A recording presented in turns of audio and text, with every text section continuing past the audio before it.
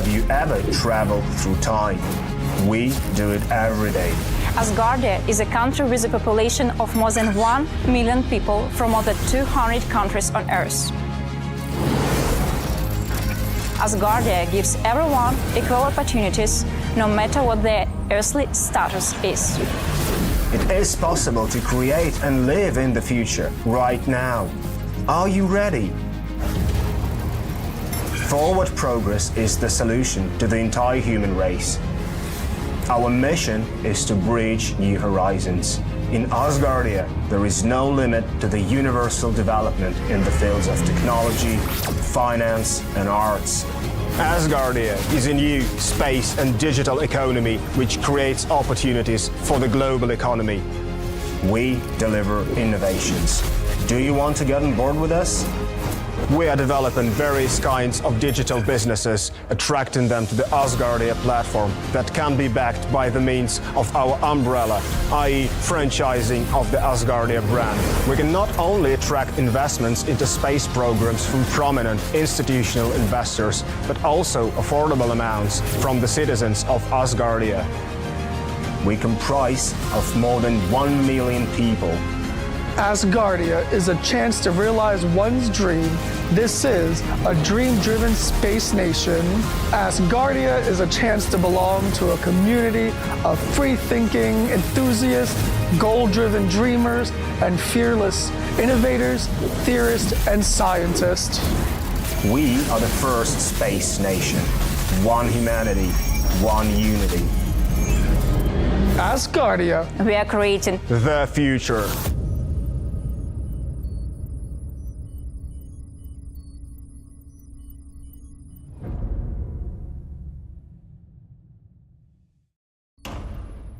Doesn't make any sense. The sun comes up and goes down pretty much the same time every day all year. Good morning. Good morning, Aida. Where are you? Behind the screen?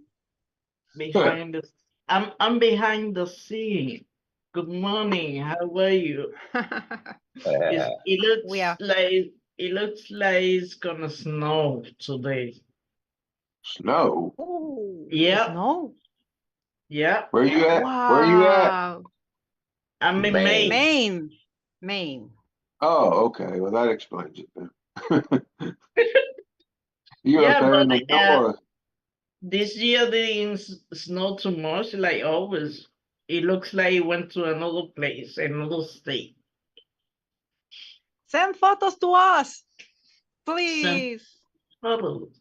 I was send Yeah. photos in Slack, but yeah, Oh, I will do that. Okay. And I new saw the photos. bear. The Oh, you black saw bear. the bear? Oh, he's going to Texas to have some photos also over there with John Fine. All right. Just keep Good in contact, afternoon, John. Chairman Lambert. Hi. Oh, Hiya. sorry. Hiya. Hi. Hey, Hi. he is. We I are don't see okay. him.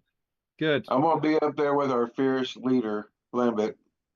What do you say about your fierce leader? I'm gonna be well down there for me, be down there in Texas with my fearless leader, Lambert. Fearless? I don't know. I'm afraid of flying. Yeah, that's not. I can't back that up. You're Right, gonna be with yeah. It will start in 2 minutes. We can see people joining quite quickly. So carry on. Yeah, you can have a carry on chatting. Okay, thank you.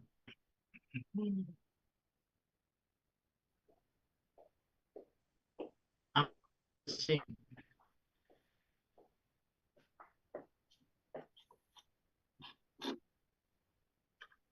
All right, we're going to start because you've all gone quiet. Welcome to the third day of our fourth sitting of our second Parliament. One day, Asgardia will have had hundreds of terms and thousands of sittings. So we're still pioneers, and it's exciting to be in history, even if it does not feel like that to you. It is history. Before we go further, I should explain I'm Chair of Parliament, Len Bitopic. and this is live, unedited, and unscripted. We have an agenda, but no one is told what to say or do in these meetings.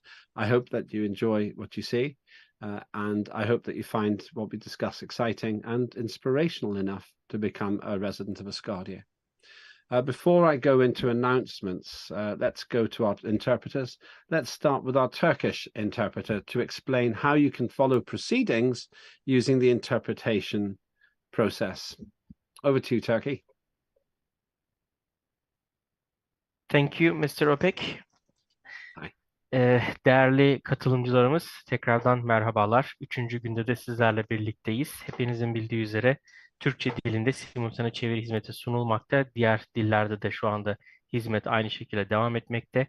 Bizleri aşağıda tercüme ikonuna tıklayarak Türkçe'yi seçerek dinleyebilirsiniz. Türkçe olarak söz almak isterseniz de bizler yine İngilizceye sizlere tercüme ediyor olacağız. Her zaman olduğu gibi daha yavaş ve tane tane konuşmanızı rica ediyoruz. Tercümanlara da zaman tanımanızı rica ediyoruz. Çok teşekkürler. Hepinize başarılar tekrardan. Thank you. Thank you very much indeed. Let's move on to our Russian interpreter. Greetings.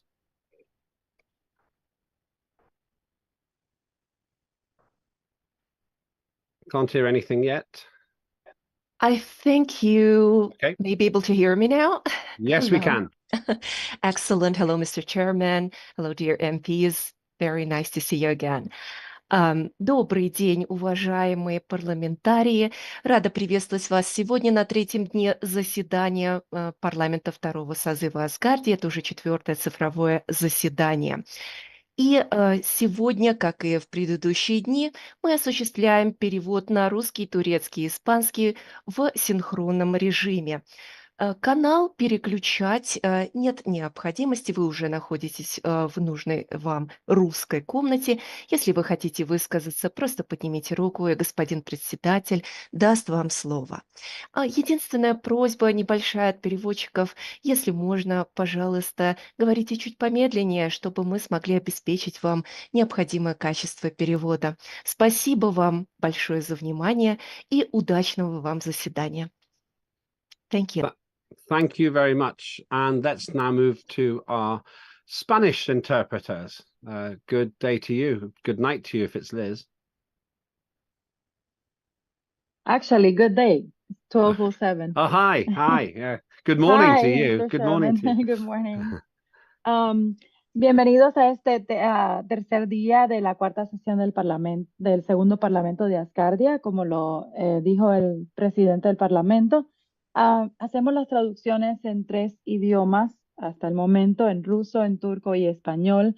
Estas traducciones se están haciendo simultáneas, no tienen que hacer pausas para hacer las traducciones. Nosotros estamos traduciendo en nuestros respectivos canales al idioma que ustedes deseen escuchar de estos 3. Pero por favor recuerden hablar un poco despacio para hacer la mejor interpretación posible. Si tienen alguna pregunta, por favor comuníquense con la coordinadora del Parlamento, lo que sea más fácil, o levantar la mano, como dijo el presidente del Parlamento ayer. Y si tienen algún problema con alguna interpretación de algún idioma. Buenos días. Gracias. Thank you very much indeed to our interpreters. And if you have any problems at all, then please do share those concerns either directly with me or raise your hand and we will fix the issue. We now have access to 1/3 of the official recognized languages of Asgardia. I hope that as our nation grows, we will add new languages. I would like to have 6. I would like to have 50% of the languages in interpretation mode within the next 18 months. It's really a function of money, and we have the technology now to do it, so I will work on that basis. So let's go review what we have done briefly. We had day 1, which was the opening with the announcements and the opening of the voting. The voting remains open today till 1700 UTC, so that is another 1 hour and 50 minutes. 1 hour 50 minutes. After that, the voting will close. It's a 48-hour session. So please do vote. Yesterday, we talked about the legislation, the Consumer Protection Act, the Information Safety and Security Cyber Act, Foreign Affairs Act, the Digital Interface Act, and the Digital Property Act. 4 of those are for voting. We had an adjournment debate or a development debate about the Digital Interface Act. Thank you for that. I thought it was very helpful. We also had a really inspirational government hour. We were told the truth about the finances in our closed session, and we also learned about the exceptional work being done by Cheryl Gallagher and Jennifer Gligerich, which means Asgardia is going to the moon. That was a moving moment, an emotional moment, because that's what we are here for. More than anything else, all of our structures exist to reach to the stars. So thank you very much for that. Today, and we finished early, and that is thanks to the excellent work of our interpreters. Today, after the announcements, we will have a presentation from Dr. Belikovsky about the isolation experiment. I will just check that will be immediately after my announcements. I assume I will check that, but I'm sure that's when it will be. That will be very, very exciting. And this is because we are actively involved in learning what it takes to basically survive in space. And the only thing that's missing from the immersive isolation experiment is the absence of gravity. So it's got 1g gravity because it's on the Earth. Everything else is the same. I guess there would be some lessons to learn about radiation exposure as well, but I think science can help us a lot with that. So we'll find out from Dr. Belikovsky the latest on this fascinating and exciting process. And it's another example of us actually getting the job done, turning our ideas into action. These 5 years are to be 5 years of delivery. So a lot of action from yesterday we know about, and then we will hear from Dr. Belikovsky as well. I don't know quite the time yet. I'm just checking for confirmation. I should have checked that before. Then we are going to look at the work plans of the parliamentary committees. Thank you for submitting the written work plans, and we will go in the usual order, which means because we haven't got a chair of finance yet, we will start with the Science Committee, then Trade and Commerce, Youth and Education, Safety and Security, Information and Communication, Justice, Manufacturing, Culture, Citizenship, Equity and Resources, and Foreign Affairs. That will be the order. After that, we'll talk about priority acts, and what I really want to do is understand from you legislation you think that we do need to put into the system, and then I will update the list of priority acts so that we are always adding the necessary legislation. To be clear, we do not create legislation just to have legislation. My dream is that Asgardia is the least regulated nation in human history, where we have what we need to have, not what legislators like to create, which is, in my view, usually too much legislation. Then we'll have the summing up of the voting results and closing remarks, national anthem, and the sitting will be closed. The latest we will go today is 2000 UTC, which is 8 p.m. But I do not expect we will use all that time. I expect that we'll be finished before that. Thank you for those who have submitted your nomination for finance chair.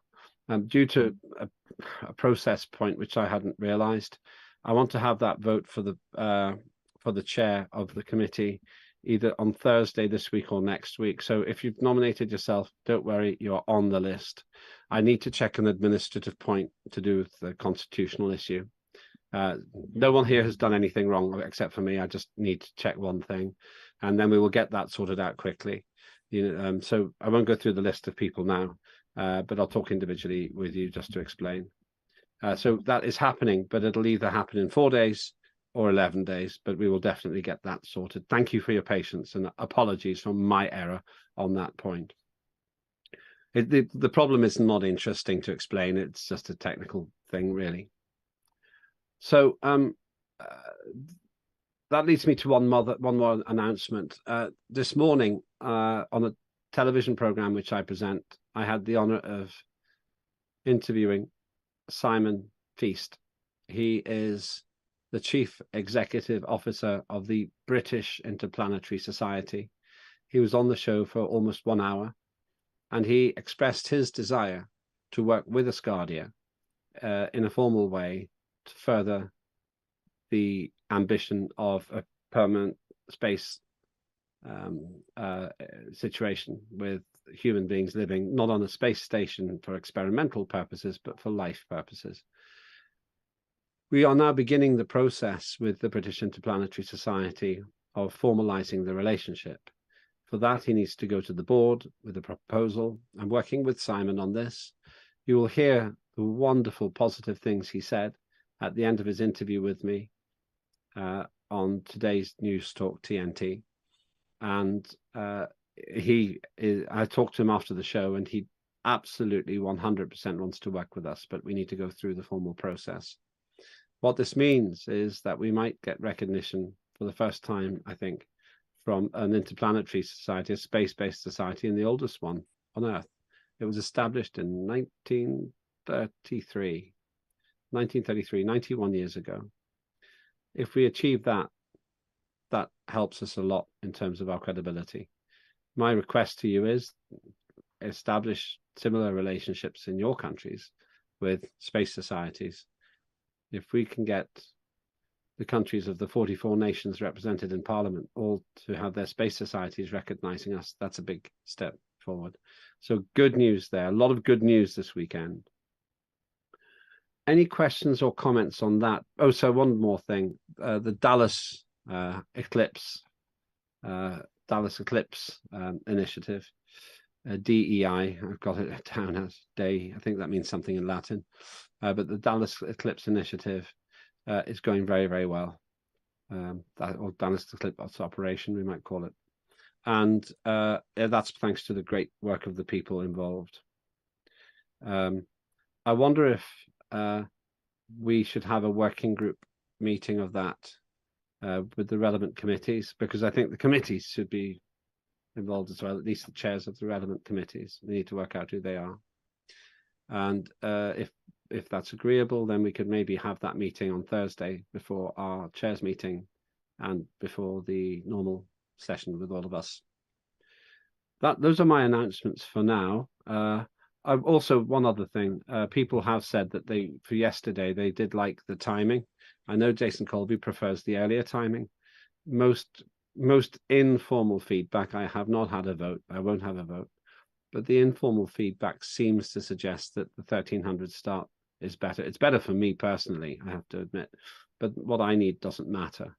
It's what you want. So if you do have a strong point of view, please let me know. At this point, I would think we will start at 1300 or 1400 UTC. That would be the only change I might make. Any questions or comments before we move to the work plans? Okay, thank you. Let's then see who is here. And we'll go through the order. Let's start with then the Science Committee. We actually had something of a finance report yesterday from Minister Bogan, of course. So let's start with science. I can see Luca's here. Good to see you, Luca. Over to you, sir. Everyone. Good to see you. Thank you. Good to see you too, and good to see everyone here. This is going to be very short, so I might not even share my screen because I don't think it's very necessary. There are very few news with respect to the latest report, so I'm going to go quickly through the items we are busy with in the Science Committee. But once again, the activity has been quite slow in the recent months, due mostly to my overload in my terrestrial job. Sorry, I've just got confirmation. I'm going to be really rude to you. I'm so sorry, Luca. Don't need to be that. Sorry. I'm Okay. really, I'm sorry. I've just got confirmation that Dr. Belakovsky is ready now. I didn't want to put him under pressure if he was not ready, so please forgive me. It makes more problem. logical sense for us to start with his very inspiring contribution. I'm sorry, Luca. It's science, so maybe it makes sense. Maybe we can start with Dr. Belakovsky, who I've just got the confirmation now. So yeah, I may have had it earlier, but I've got it now. So thank you very much. So Luca, you've done the first 20% of your report. We'll come to you shortly. Or if I was being very clever, I'd say, and part of Luca's presentation is going to be Dr. Belakovsky's report. So we'll come back to you in a moment, Luca. But Dr. Belakovsky, I can see that you're here. Thank you so much for being here. Let me hand over to you, sir. And Lena, if you want to say something as well, of course.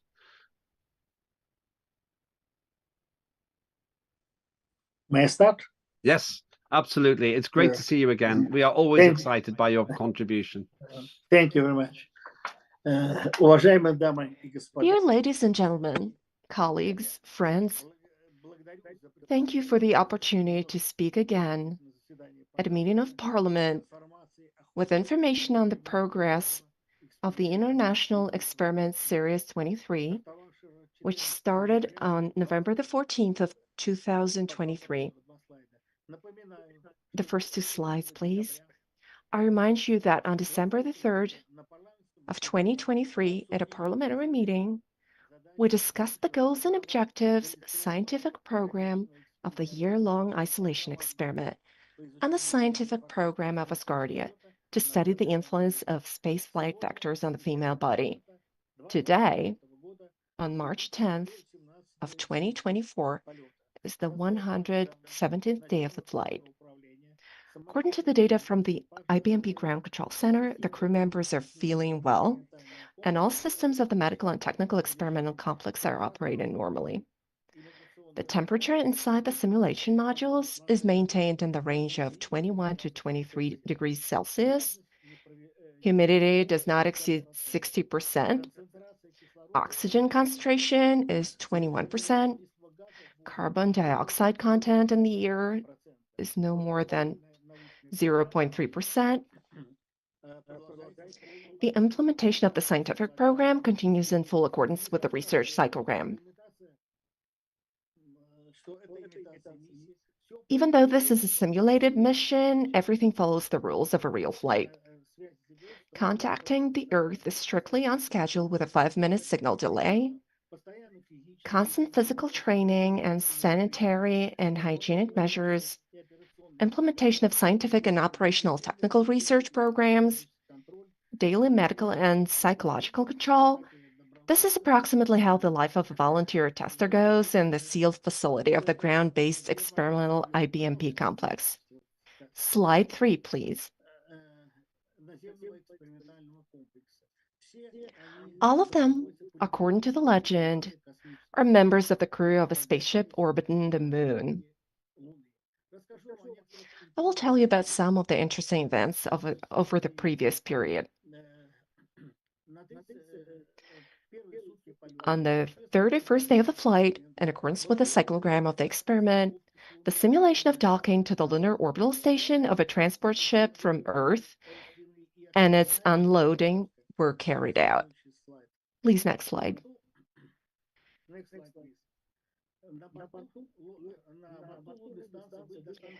Food, clothing, personal hygiene products, instruments, and materials for experimental research were delivered aboard the lunar station.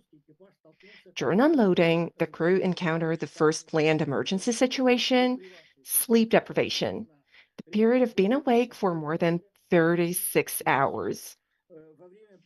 During sleep deprivation, experts study the psychological and physical state of the human body under such stress. The second emergency situation was the shutdown of life support systems. The crew acted calmly, harmoniously, and professionally, following all the recommendations of the on-duty team, while simultaneously carrying out the scientific program. Celebrating the new year is a very important event in the life of the crew. This is both psychological support and team building. A good mood, memories of home, friends on Earth, homemade toys and snowflakes, and a Christmas tree in the common area created a pleasant, festive atmosphere. Next slide, please.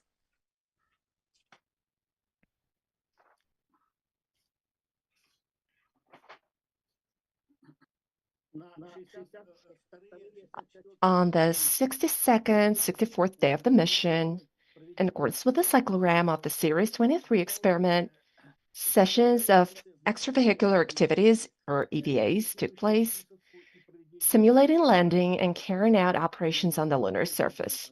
Next slide, please. To do this, the team split into two groups. Two people went into the landing module to simulate an exit to the lunar surface using virtual reality technology. The other two remaining on the lunar orbital station provided technical assistance and advice to their colleagues located in the module and continued to carry out the main scientific flight program.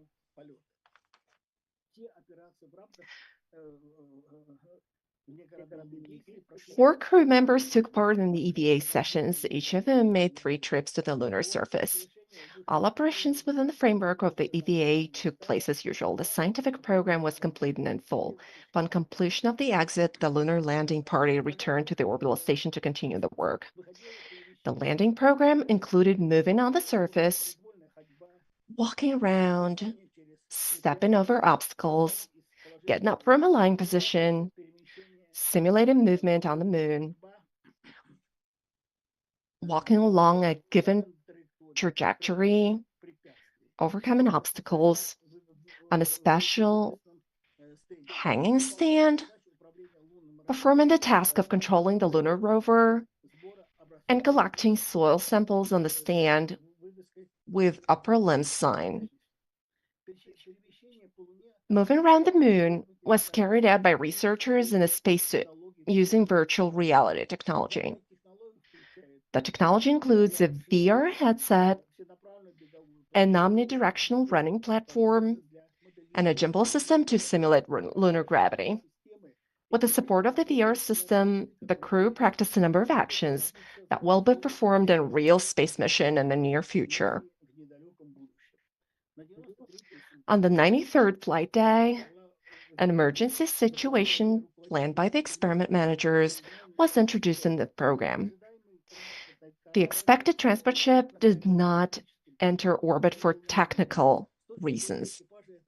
From the crew's point of view, this led to an indefinite shift in the supply ship and led to a special study on forced sleep deprivation. The team, next slide please. The team worked in a 36-hour regime without sleep breaks in order to audit food, hygiene products, and other consumables. Sleep deprivation research is part of a research program related to the study of the psychological and psychophysical state of a person, as well as mental and physical performance under stress. The tasks performed during the experiment include testing new methods for diagnosing and preventing the effects of certain unfavorable factors of interplanetary spaceflight for the preparation of new onboard experiments and equipment. Next slide, please. Asgardia is represented by the crew doctor, immunologist, allergist Ksenia Orlova. Ksenia publishes her notes from ground-based experimental complex in her Telegram channel, and it's indicated on the slide. Thank you so much for your attention. I look forward to answering your questions. Thank you so much for letting me speak today. Thank you very much, Dr. Belakovsky. Very exciting and interesting presentation. I have 2 questions, and then please raise your hands, colleagues, if you would like to ask a question. My 2 questions are, number 1, what is the maximum level of carbon dioxide which a human being can comfortably live in? You said 0.3% was the maximum that has occurred. What is the maximum level of carbon dioxide? And the second question was, Step by step, please. Step by step. Окей. Значит, пожалуйста, переводчик, переводите так, как задал вопрос Лебед. Looking for the translation, sorry. Мгм. 1 minute. Didn't get Марк Самуилович, вы меня Да, слышите, да? да. Лембит, да, наш председатель парламента, задал вам вопрос по поводу содержания углекислого газа. Вы сказали не более 0%. No, wait a minute. I'm hearing this in Russian, not English. 0,3%. Какой максимум? Да, значит, обычно до 2, до 0, может быть в космическом парламенте до 2%. I need to hear this in English. I'm not getting the translation. Sorry. And Mark, I'm sorry. It can be up to 2%. I'm sorry. I forgot to turn on my mic. No problem. Okay, go ahead. So it could be up to 2%. Please carry on.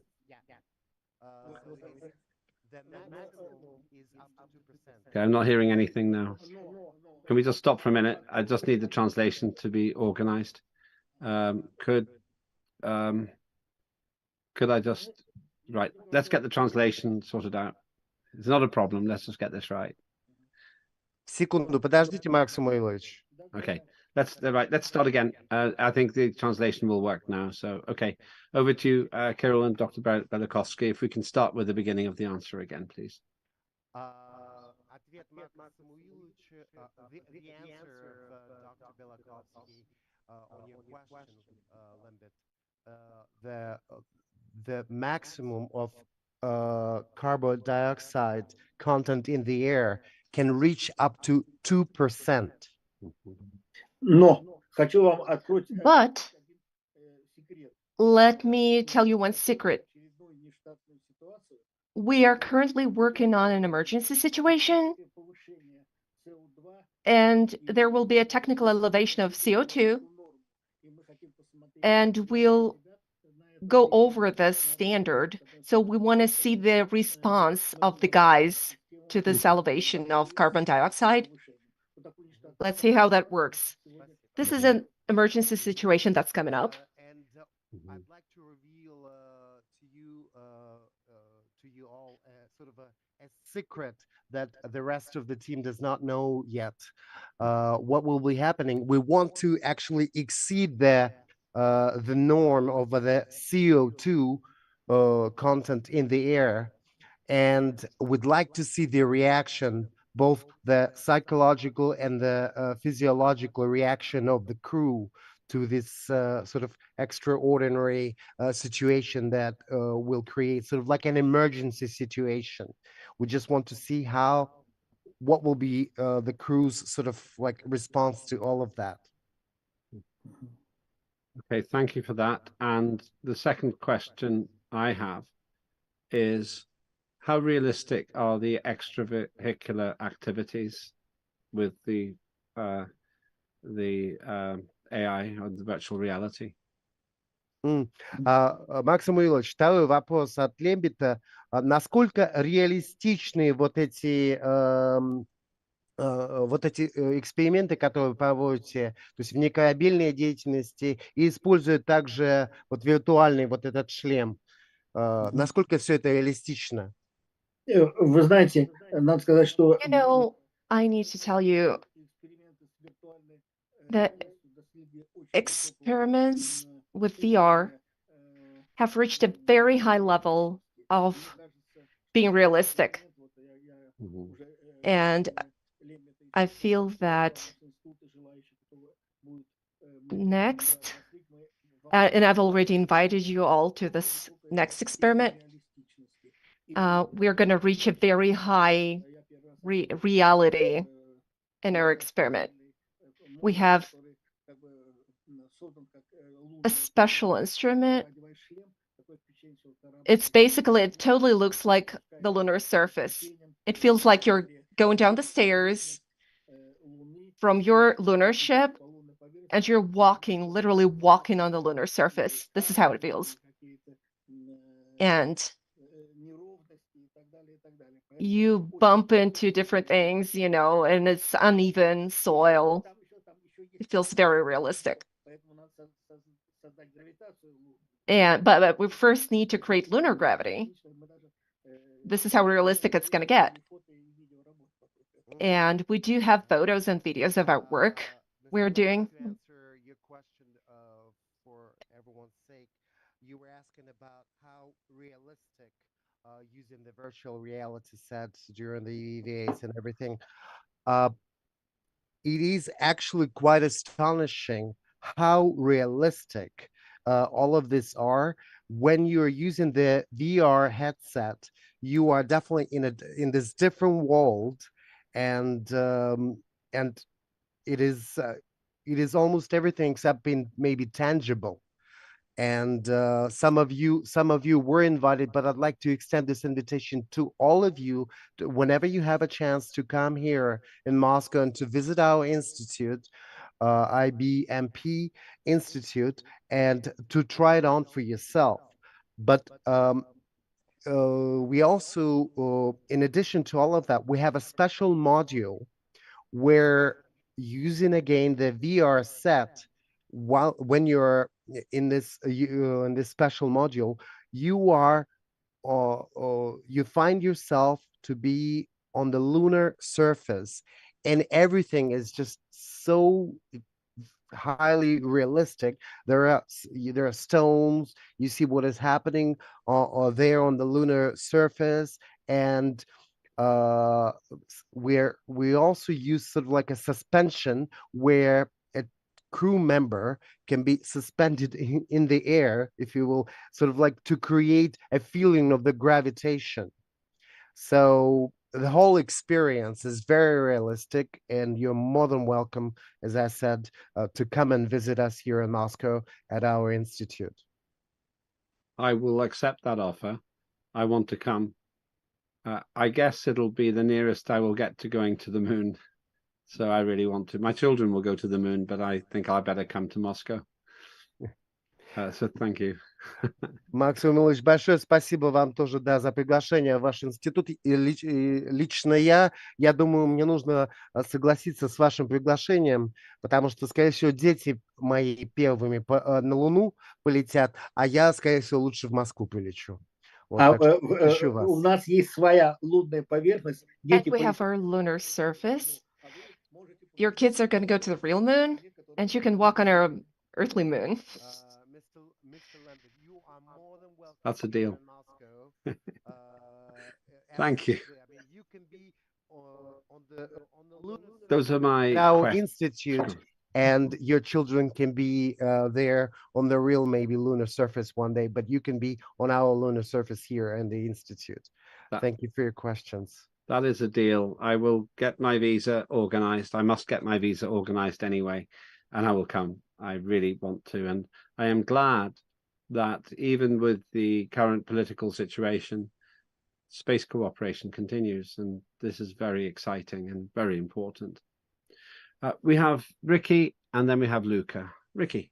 Luca. Yes. I would like to ask the doctor if we could all have a copy of this presentation. I think it's very good, and those that might be looking to give presentations at high schools, colleges, or whatever, I think is what he's presented would come in helpful in promoting not only Asgardia, but space in general. Thank you. Макс Умылович, комментарий Рики следующий, то, что он бы хотел, чтобы вы поделились со своей презентацией, она очень интересна, и благодарю вас. Макс Умылович, скажите, а вы слышите русский перевод или нет? Да, то, что вы говорите, да, Кирилл. А то, что Елена говорит, вы слышите или нет? Нет, то, что Елена говорит, не слышу. Да, хочу ответить на этот вопрос. Значит, эта презентация передана в Асгардию. Она полностью есть в Асгардии. This presentation has been passed on to Asgardia, and it's fully with Asgardia, and there are photos there.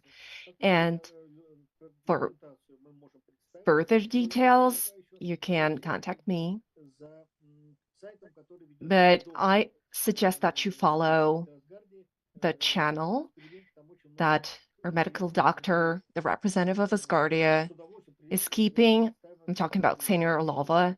And there is a lot of information there, photos, her experiences, and we're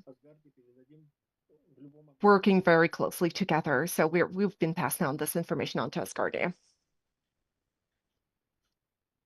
Thank you very much for the answers.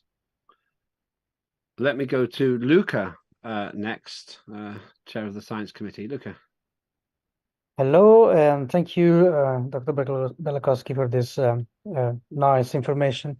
I have just a curiosity. This is at least the second time Asgardia is participating in the serious mission. Let's call it an experiment. And I was wondering if there is already a plan ahead for the next coming years to proceed with more experiments, more sessions of the serious experiment. Марк Самуилович, ваш вопрос вам от Луки Соисфальво. Во-первых, спасибо большое за вашу презентацию, очень действительно интересно. И как я, насколько я знаю, да, это вот второй вот такой эксперимент между вашим институтом и Асгардией. И у меня вопрос о будущем.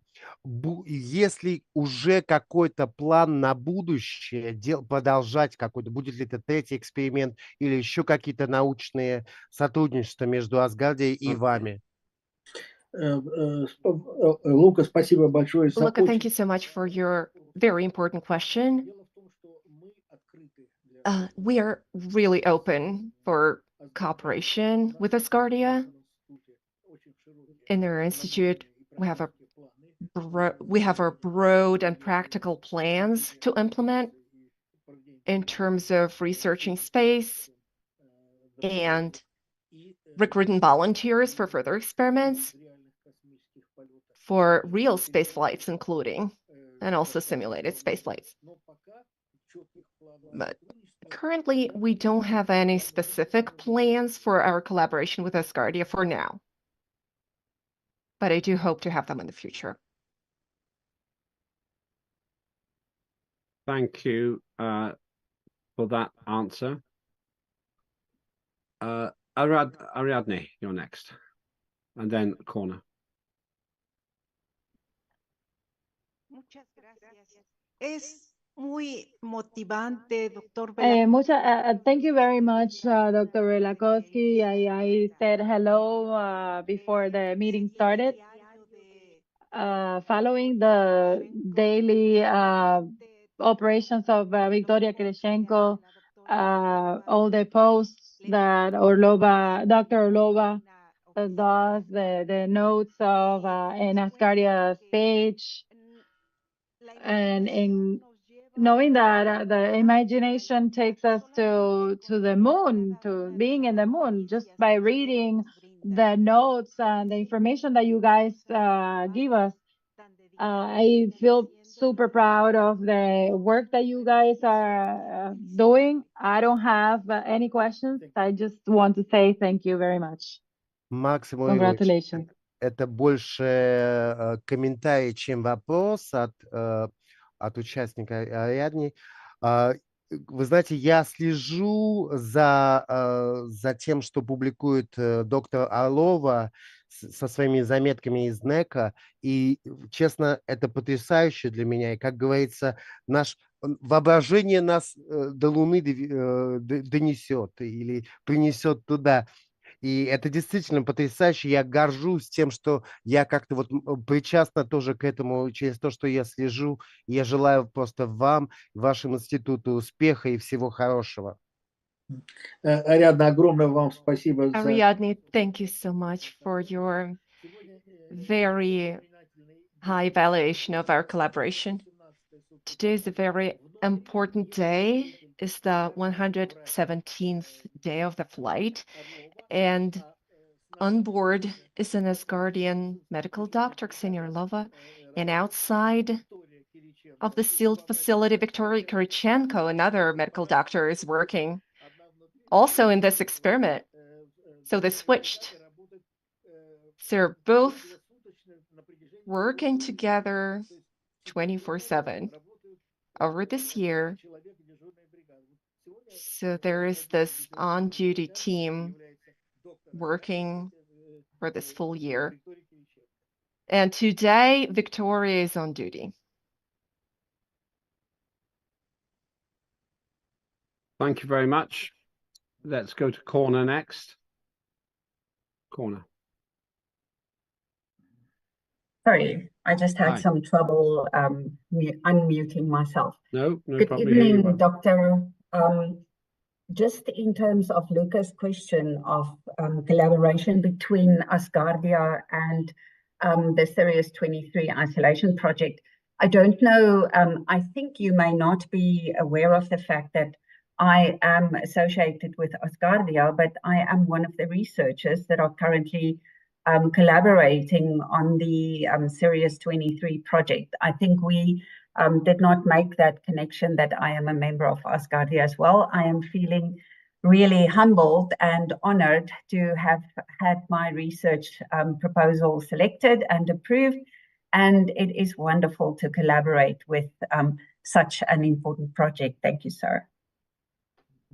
That is very impressive. Very impressive. Макс Самуилович, добавление вот от Корны, возможно, не все знают, но Лука точно, возможно, не знал, но когда он задавал вам вопрос по поводу сотрудничества, дальнейшего сотрудничества между Асгардией и Сириус-23, но она, Корна хотела бы добавить как бы для всех то, что будучи исследователем и имея шанс вот сотрудничать с Sirius-23 и с вашим институтом, для нее это огромная честь, и то, что ее также и предложение, и ее мнение как ученого осматривается, и она является просто частью всего того огромного труда, который вы делаете в институте через этот проект. Очень рада. Хочу поблагодарить Корну. I'd like to thank Corna for her warm words, first of all. And let me also once again repeat to all of those listening to me, I really do hope for our further broadening of collaboration with Asgardia. And first of all with Asgardia, and also personally with each one of you, whoever desires to take part in our experiments. You're welcome to do that. Thank you. Are there any other questions that colleagues would like to ask about this exciting project? Ideas going into action again. Dr. Belakovsky, thank you so much for updating us. I will visit the experiment as soon as I can. How long will it be continuing? That's my last question. Then we will go to Sabaha team. How long will this experiment continue? Макс Самуилович, последний вопрос от мистера Лебедя. Как долго еще этот эксперимент будет проходить Sirius-23? This is a tricky question. So this experiment is scheduled for exactly 365 days. So we need to subtract 117 days from 365 days. So it will be over in the middle of December next year. Oh, this year, sorry. 200. And then we'll have a post-flight research conducted, and then we'll let the guys celebrate Christmas and New Year's. I will come and visit in the next 248 days. В следующие 200 с чем-то дней я сделаю все возможное, чтобы посетить вас во время этого эксперимента. And we'll be happy to see you in Moscow. And Moscow has this very sunny weather, -6 degrees Celsius, kind of cold. So please come over, visit us in Moscow. I like Moscow. I always like Moscow when I visit. It has great great charisma as a city, and I look forward to seeing the experiment. Let's go to Sabahat team after the translation. И я буду отвернуться. Следующий человек, который будет задавать вопрос. Sabahat team. İyi akşamlar herkese. Good evening, everyone. It is evening already in Turkey. Now, my question is as follows. At a Sirius station, under non-gravity conditions, as far as I can follow, you have some exercising programs.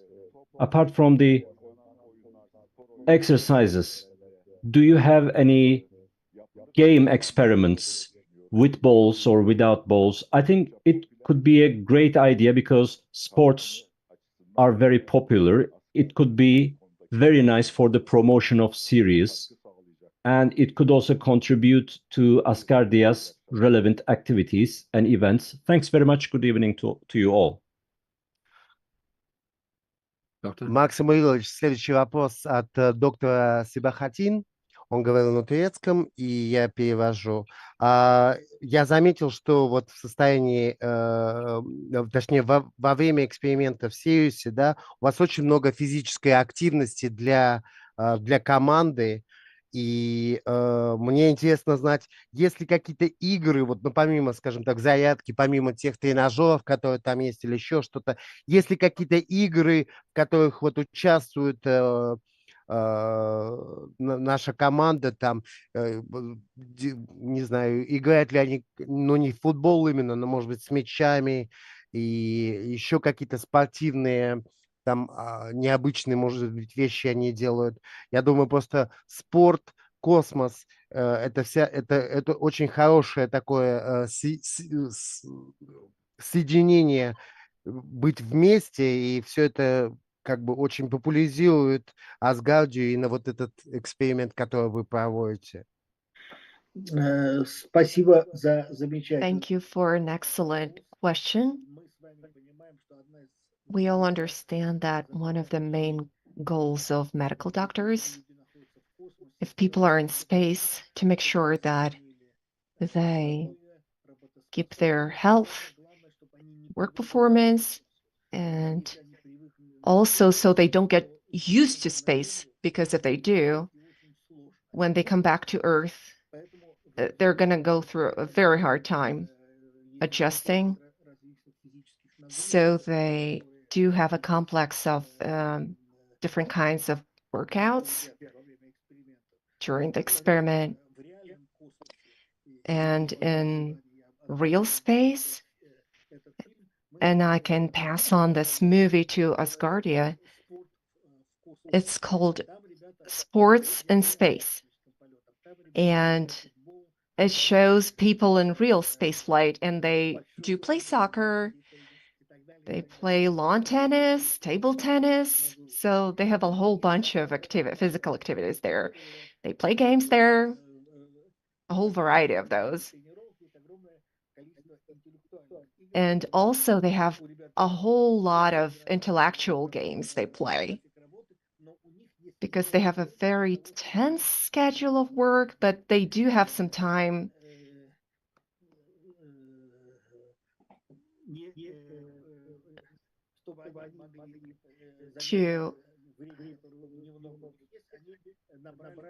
to spend playing the games they brought with them, whatever they think are appropriate. And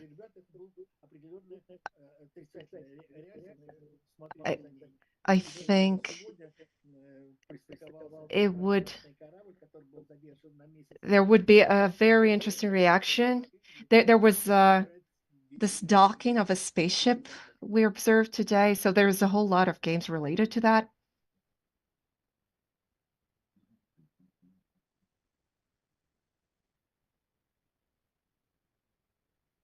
Thank you very much. Let us, last chance to ask any questions before we move on. Okay, Dr. Pelkowski, thank you. I have 248 days to visit. I will do so.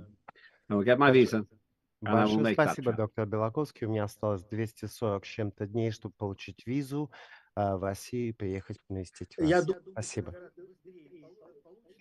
I think you're going to get it sooner, I will. actually, and you're so welcome to come.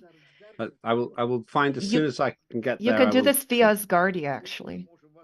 Yes. Or we yeah. can invite you directly from the Institute. Whichever way we do this, it's going to work. Absolutely. The good thing about space is that we are still cooperating, and that's very important. Very important for the long-term future of humanity that we are working together. Прекрасная вещь, то, что мы, несмотря ни на что, в нашем необычном, скажем так, геополитическом мире, сотрудничество по поводу космоса продолжается, несмотря на все другие конфликты или что-либо. At least a good example is the collaboration of so many countries aboard the ISS. They work together in peace. They do. And many astronauts I have spoken to have said the same thing. They cannot see political or national borders from space. Just one blue planet. Да, многие космонавты, с которыми я говорил, когда они находятся в космосе, они именно так мне и говорят. Знаете, когда я смотрю на Землю, я не вижу там границ. Это наша планета. In the Sirius experiment, there are currently scientists involved from 15 countries. Thank you so much for all your information. And thank you, Dr. Belakovsky. We look forward to the next update, and I look forward to meeting you in Moscow at the experiments. Let's say in the next 100 days. Я снова вас благодарю, да, и надеюсь на скорую встречу. Thank you. Have a good day, and we return now to the committee reports. I think we can all agree that the experiment which Asgardia is actively involved in, and it turns out Corner is involved in as well, is more example of us turning our ideas into action. Corner, I did not know that you had research going on there. That's great news, very exciting. So I'm very proud actually of you, and you should be proud of yourself. We're beginning to turn the puddles into a pond and the pond into a lake, and the lake into an ocean of success. Let's now return to Luca to continue his science report. Let us consider what we have heard part of your report. So far, very good, Luca. Sorry about that. Thank you. Yeah, really impressive. Over to you, Luca. Thank you very much. And thank you for closing the Belakowski presentation with this nice image of the lake and ponds and everything else. You're a poet. And I will abuse your patience and maybe leverage on your guilt to just add a couple of very quick comments about the last questions that were raised before. One, again, is about corner project in the experiment in the series. It's really great, and it would be probably very nice if you could give us a quick description, maybe one day, maybe in the science committee meeting or something like that. I'd be really, really curious to know about it. And most importantly, this might be an example showing the way for us to propose more proposals, more projects to be run on Sirius, if any of us has any interest in that. And the second thing, it's about Sabahattin question about gaming.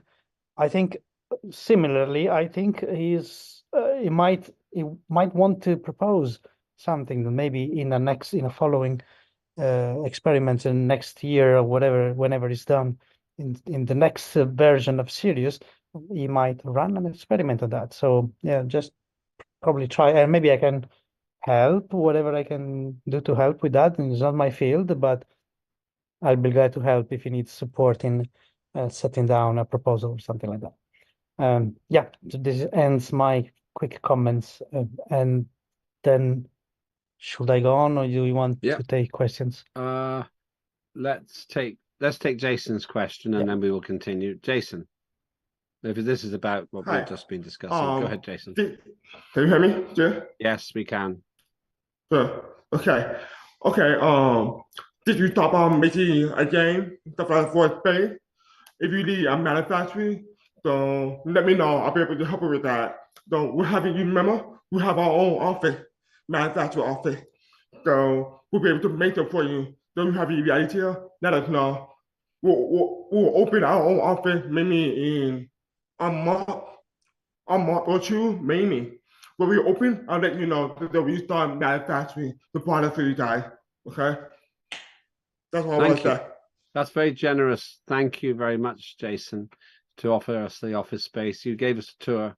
It's a really big space, and we can, I hope, promote that as one of Asgardia's physical locations on Earth. We don't have territory, but we can have offices. Thank you for that. Very, very kind of you. Very generous of you. Let's return now to Luca's report. Yes, I go back to duties, and very rapidly I'm going to name the few legislation we are currently interested in, and these are the space science and industry legislation. This should be one piece that regulates industrial processes and the viability of creating tenders with some countries, or involving manufacturing committee in the process, of course, as well. This is something that we will need to do together, of course, with Benedetto, therefore, but it's still just an idea, and we haven't had any advance on that yet. Once again, this is one of those pieces of specific legislation that should be part of a broader Asgardia Space Code based on the Space Activity Act that delineates which priorities should be given, which kind of aspects should be touched by legislation. The second one on the same style is People in Space, an act regulating the way people should be treated, or which rights and duties they should have in space. Of course, again, in collaboration with citizenship and anyone else that will need to do to participate into that. And I think Corner is volunteered to lead this, but of course, with the time it will take. I don't think there's any rush in doing this legislation, but this is one we want to take. And the third one will be about the protection of Earth and environment on Earth and space. So this is a major one, in my opinion. It's one of the legislations that might be a little bit against Lambert's desire to have a very weakly regulated nation. But I think this one is really necessary, and it's also, well, I think everybody does. And it's also important for international, I think, in the international chessboard where we're going to play. So I think Jason Colby is in charge of leading this this piece of legislation, again, going slowly, and let's see where it gets us. And the final piece of legislation we would like to work on, but need more interface with the minister, Floributz, about this, is to create the Astra, or whatever we want to call the Academy of Science, Technology, Research of Asgardia. That's a long-term plan, and it's mostly dependent on the agenda of the government, of course. But we will be very, very happy and ready to cooperate in the legislation preparation process and revision. Finally, some science-related projects. We know about Asgardia 2 project to send a spacecraft back in orbit. And yeah, there is some activity done here, mostly led by Benedetto again. But yeah, I think a science committee is involved into this activity as well. And a more, let's say, something more specific for this spring, there will be a solar eclipse in April 8, 2024. And as we know, several members of this parliament are gathering in the places where this happens, which are basically the northern part of America, including Mexico and USA, to witness the event, which is, of course, very spectacular and with a lot of science beyond it. It was my intention, together with Angelo Adamo, who's in the science committee and he's a scientist and astronomer himself, to hold a webinar discussing eclipses and the history of science around eclipses. But I don't think this is going to be possible finally, because both Angelo and myself are buried in work, unfortunately, and so probably we will need to cancel that. So I apologize about this. We hope to do it, but Angelo's got a book deadline coming over. He needs to finish the book, and I have some teaching to do. I've been involved in the astronaut training in the last weeks in Germany in the ESA Astronaut Center, and I'm gonna be I'm gonna start, let's say, a new task in my job that I never done before, so I will need to train for that a lot in the upcoming weeks, and this is kind of exciting. I might mention, just because it's space related, it might be interesting for someone in the audience. I will be what's called a scientist in the loop, which is a guy. It's nothing fancy. It's just a guy sitting in a control room, checking data sent back to Earth from a science spacecraft. In this case, it's a NASA spacecraft called MMS, standing for Magnetosphere, Multi-Spacecraft Magnetosphere Mission, and I will need to look into the data, select periods where the data look interesting, and ask to download those data. So it's something that I need to train for, and unfortunately, it's kind of urgent, and I cannot postpone it. And yeah, so apologies for that. But I think it's fun also to have us involved in these activities, space related, of course.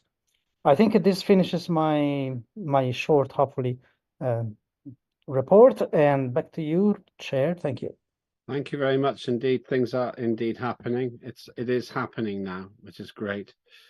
And with the work of Dr. Belakovsky, which clearly overlaps with the Science Committee, we're really making good progress there. I've made a note of those 3 pieces of legislation. I shall put them on the priority list and for consideration and for timetabling. We do not need to decide that now, but we will do it presently. I normally take questions in groups, but actually, if anyone's got any questions now, let's finish with the science now, because that was quite a lot of information. If you have a question for Luca, then please raise your hand now before we move on to John and Trade and Commerce. Okay, thank you. We continue. Remember, we have 50 minutes to complete your voting activity, so please do vote. Don't forget to vote. The voting closes in 50 minutes.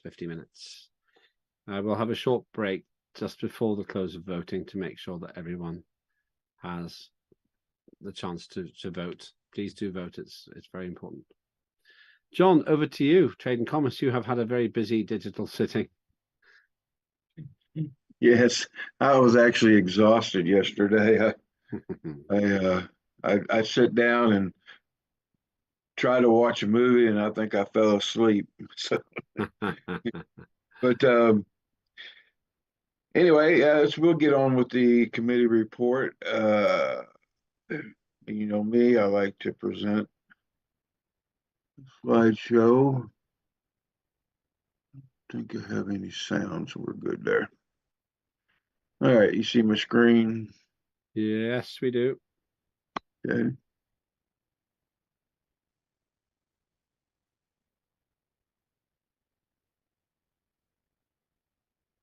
And this is the Trade and Commerce Committee Progress Report.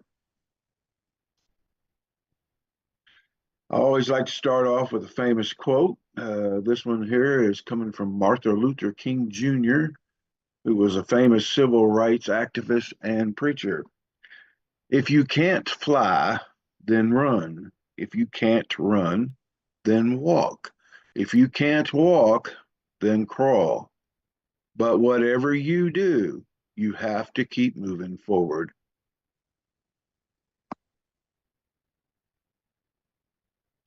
This, of course, is our members.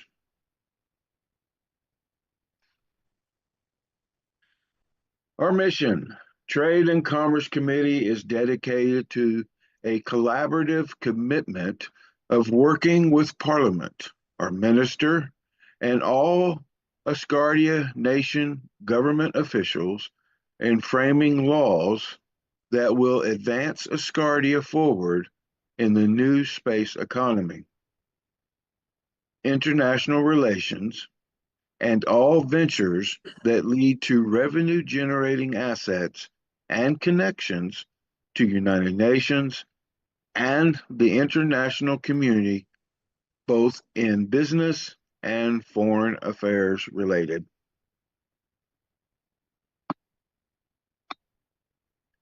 Two areas that are most important to us. Number one, the trade and commerce legislation that leads to revenue generating connections with the world and space. And two, first-class business relationships that lead to projects that ensure Asgardia is connected to the world and space while generating revenue.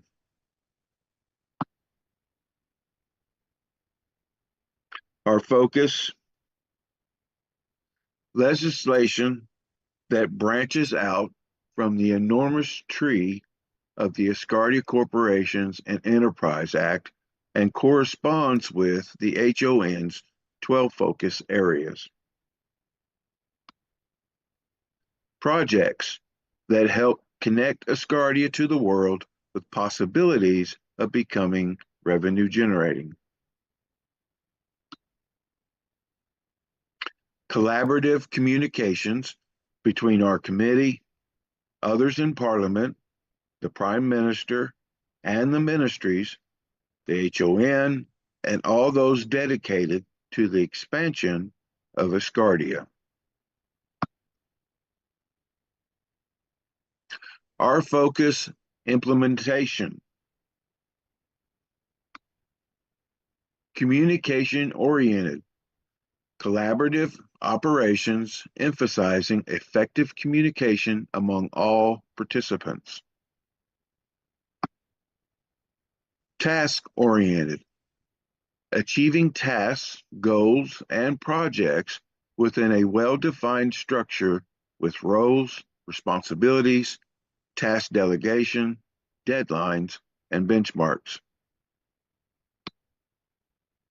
Network-oriented, building and leveraging professional relationships, connecting with internal and external partnerships to foster innovation, exploiting diverse expertise, and gathering varied perspectives and a broader pool of resources. And community-oriented, creating a sense of community and shared purpose by building positive and supportive team cultures while enhancing engagement, teamwork, and overall well-being. Kaç yılına ya? Kaç oldu?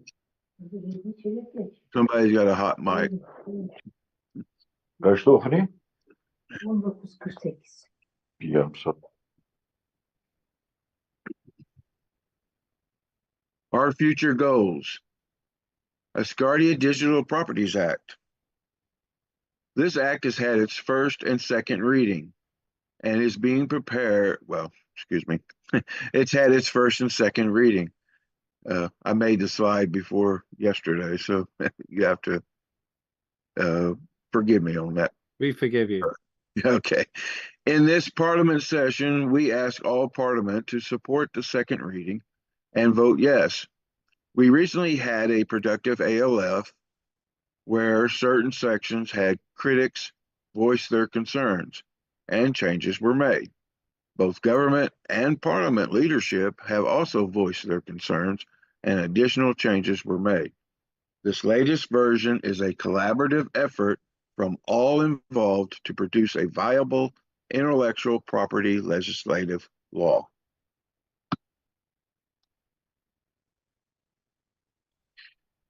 Above Space Initiative. This proposal's objective is to give Asgardia a way to carry out operations in space while creating a revenue-generating space station that will allow Asgardia to be part of the new space economy. This revenue that can be generated from the station is approximately 3 times higher than the initial cost within a 30-month window. Currently, we are awaiting a response from the HON. We also submitted an above space project proposal called Prometheus. This is an opportunity for Asgardia to be on board with a above space launch coming up around the end of this year. They will launch a satellite system called Prometheus, whose primary purpose is R&D, which is research and development.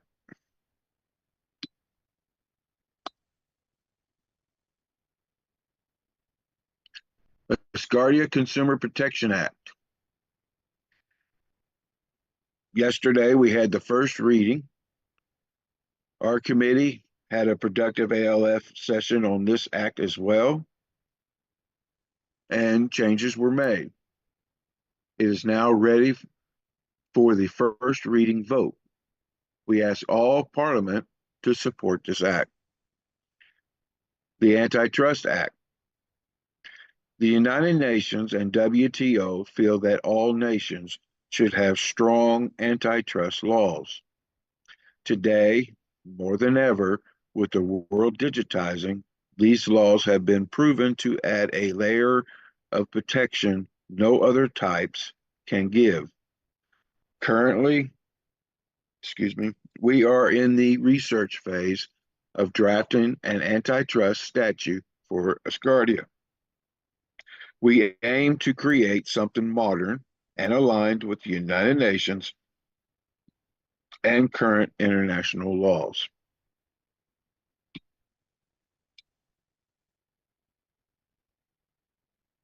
Asgardia 2 launch project. Our committee and others have volunteered to help find a solution for sending an affordable satellite system into space. Under the leadership of Chairman Benito Professo, we have formed a working group of Asgardians who are all dedicated to finding this solution. We have made progress and remain optimistic. And of course, continue collaborative support of law groups to cover international trade and commerce with Asgardia Financial ARC objectives. And as always, continue support for PR activities, legislative activities, and all committee, ministry, and government relations. Our timeline.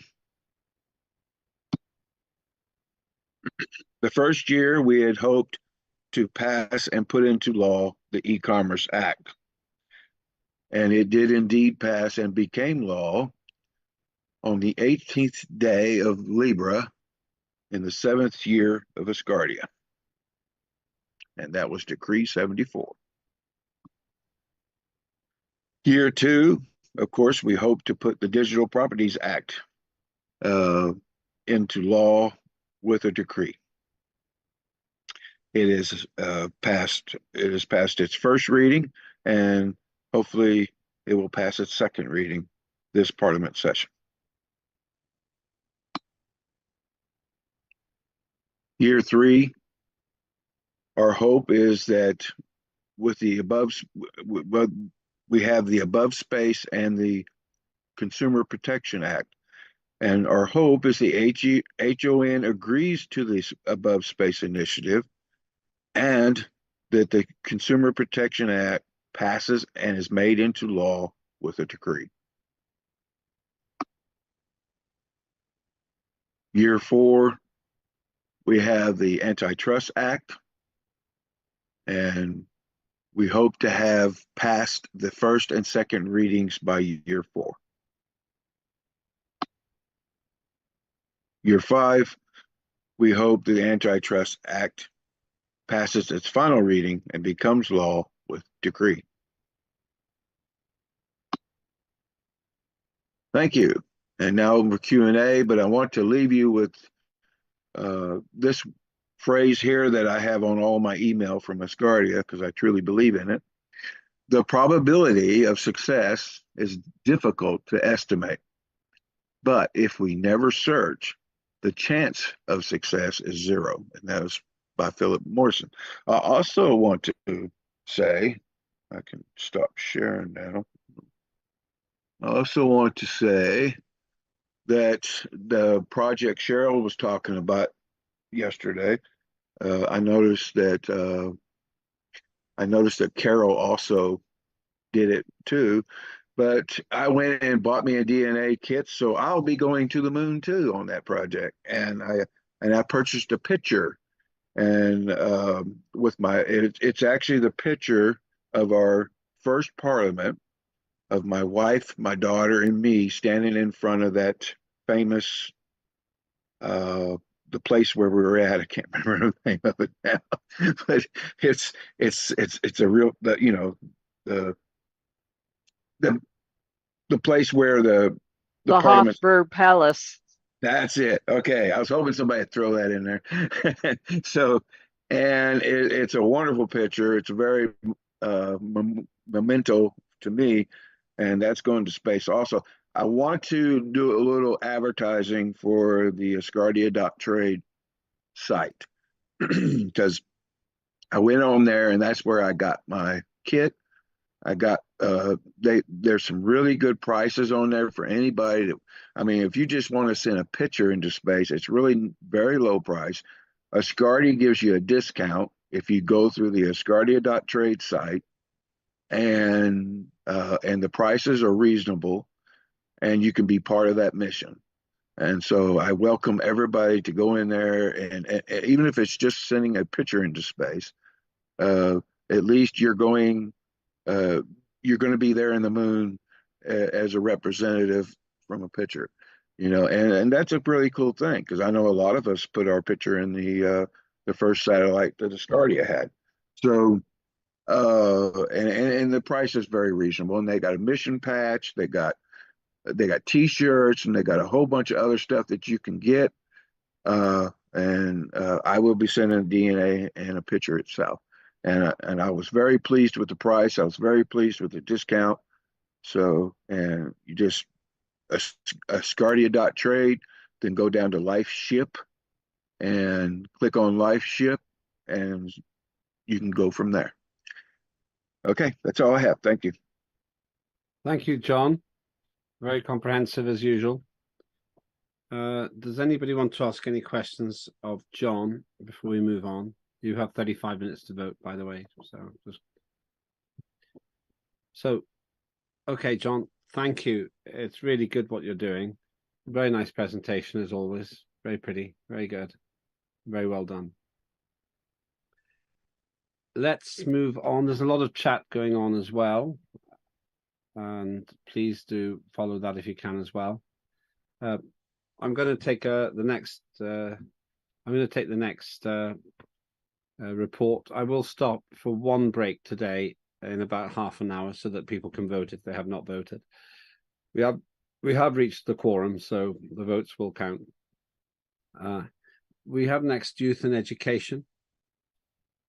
Do we have the chair of youth and education with us?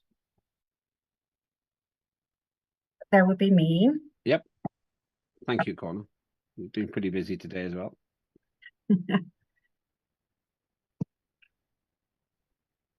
Okay, so over to you, Connor.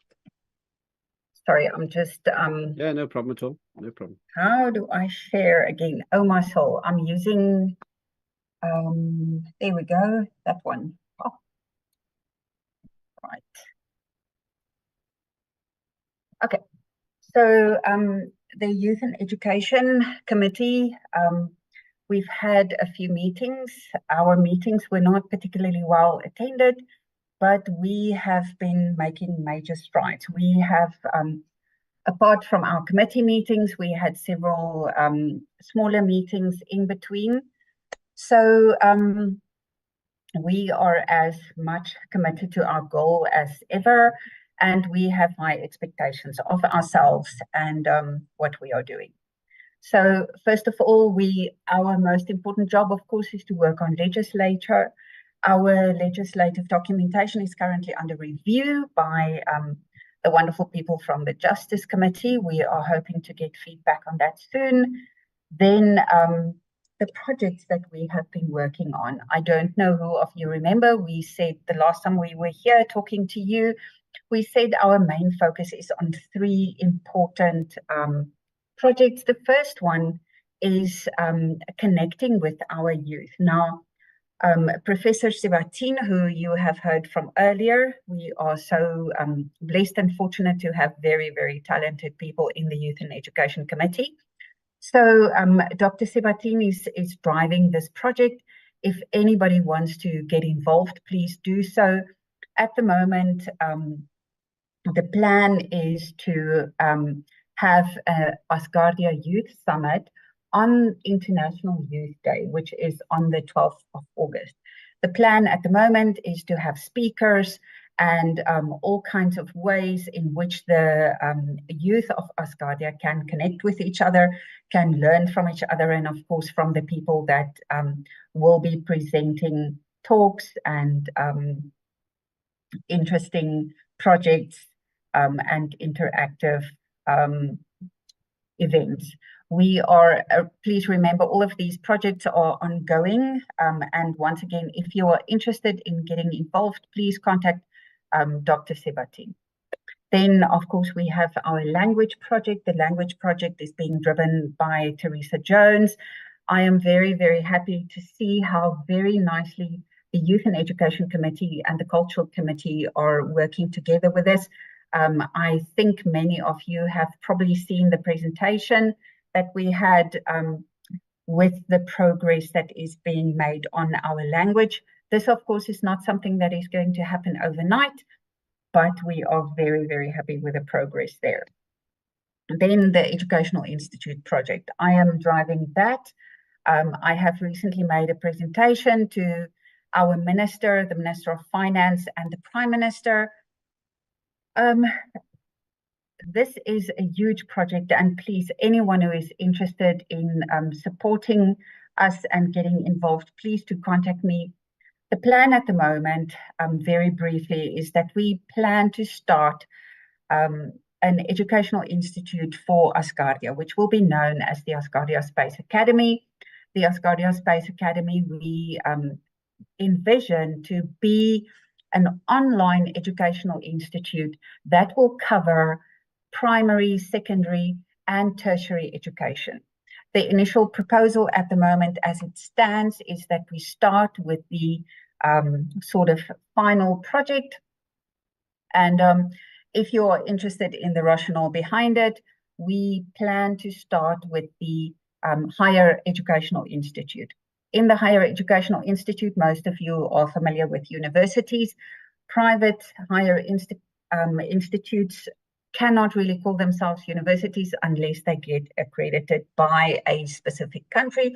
So there's a lot of questions around where are we going to register, where are we going to get our accreditation, etc. But the initial idea is that we start with a Faculty of Education. The Faculty of Education will start with a single program, which will be a postgraduate diploma in education with a specific focus on online and e-learning, which is, of course, what we will do in a space nation. We people who will be eligible for as students are people who have already got a diploma or a degree from an acknowledged institute. This will then give you a diploma of education, and but like I said, also a project that is in the making. And please, if anyone wants to become involved, please contact me. Then that is the end. We are dedicated to continue shaping Asgardia's future in education and working with all the other people. Thank you so much. Any questions? Welcome. Thank you very much, Corna. Let's do this. We're very efficient today. we can take questions now. Sometimes I bring the questions together into one, into groups, but we don't need to because we're making good progress. You have 30 minutes to vote, by the way. Ricky.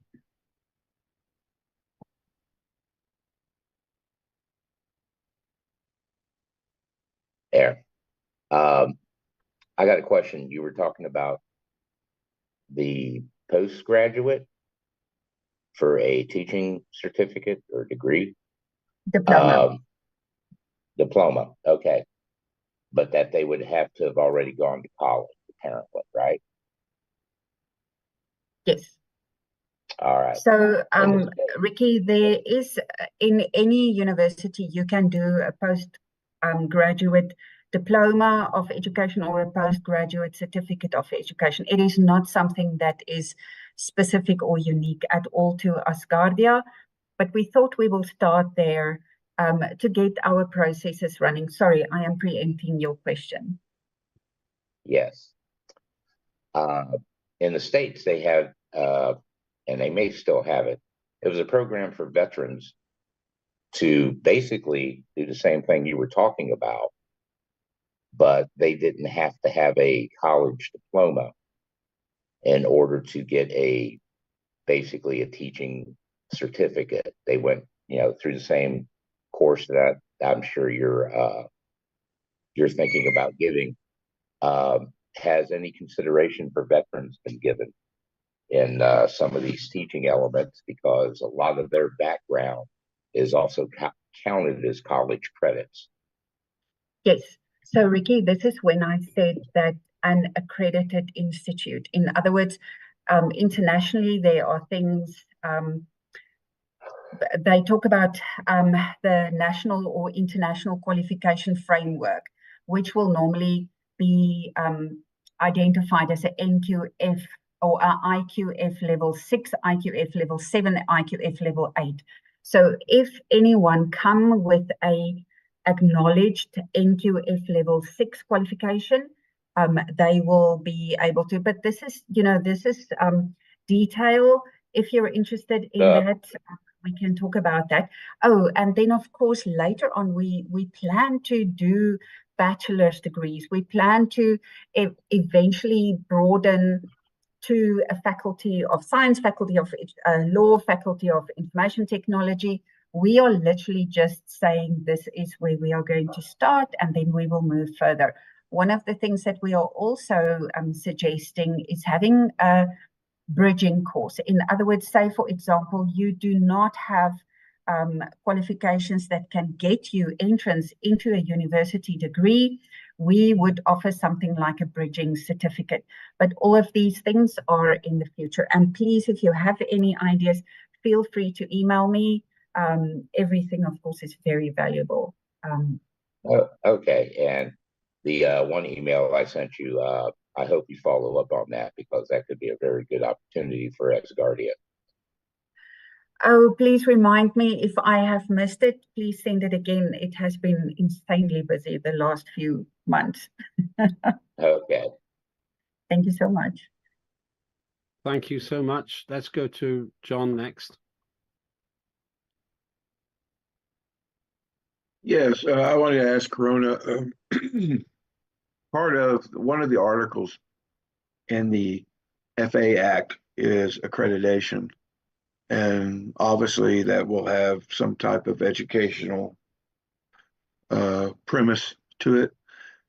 I was just wondering if your committee was considering working on that in any way, maybe getting communication started between ministers of exactly how that's going to lay out, because the act doesn't really, it states that there will be an education element there, but it doesn't really say how. So, and I would think that would be something your committee would want to be at least somewhat involved in. Yeah.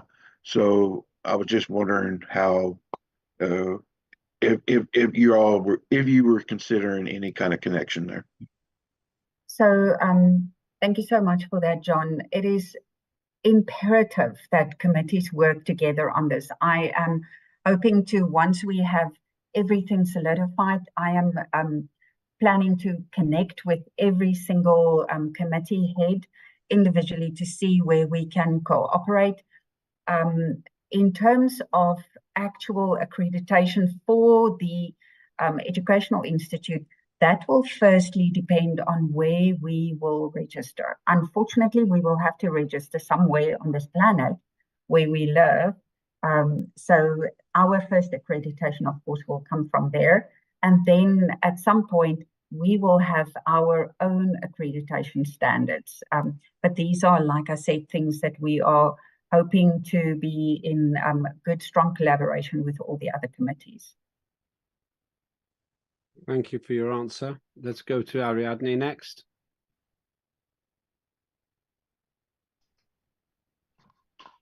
Corna, felicitaciones por tu presentación. Mi pregunta es... Congratulations on your presentation. My question is, the accreditations, we have to locate them in one part of the world. And how much would the cost of the registration would be, like in solars or appreciation to those places or countries that cannot pay? What would be the fees of evaluation, exams? How are you thinking of those finances in the education? Thank you, Ariadne, for your question. So as I have mentioned, the accreditation depends on the country in which we register. When I say we, I mean I have looked at Austria, where we have the Asgardian Independent Research Institute. Now, Austria happens to be the most expensive country in Europe, so I am hoping that we will eventually be able to perhaps register in another country, but the costs absolutely will depend on, like I said, the country which we eventually choose to register in. And this is why I presented this proposal to the Minister of Finance, because this, of course, will have to be financed by Asgardia. This is not something that can be, done on a volunteer basis. This is serious business. If we want to give people qualifications that they can go out into the rest of the world, as we need to get ourselves accredited, and we will have to then obviously pay the fees. Thank you. I think those are all the questions. So let's give Corna time off now. Thanks, Corna. It's a great presentation. These are really good pieces of work, and I'm so pleased that you're getting that committee moving. Once again, we're seeing action, and we can see revenue. I can see a revenue opportunity here as well. Let's move on to one more before we take a break: safety and security, that's Ricky. So over to you, Ricky.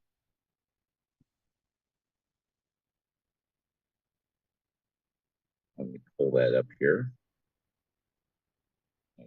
Let's see.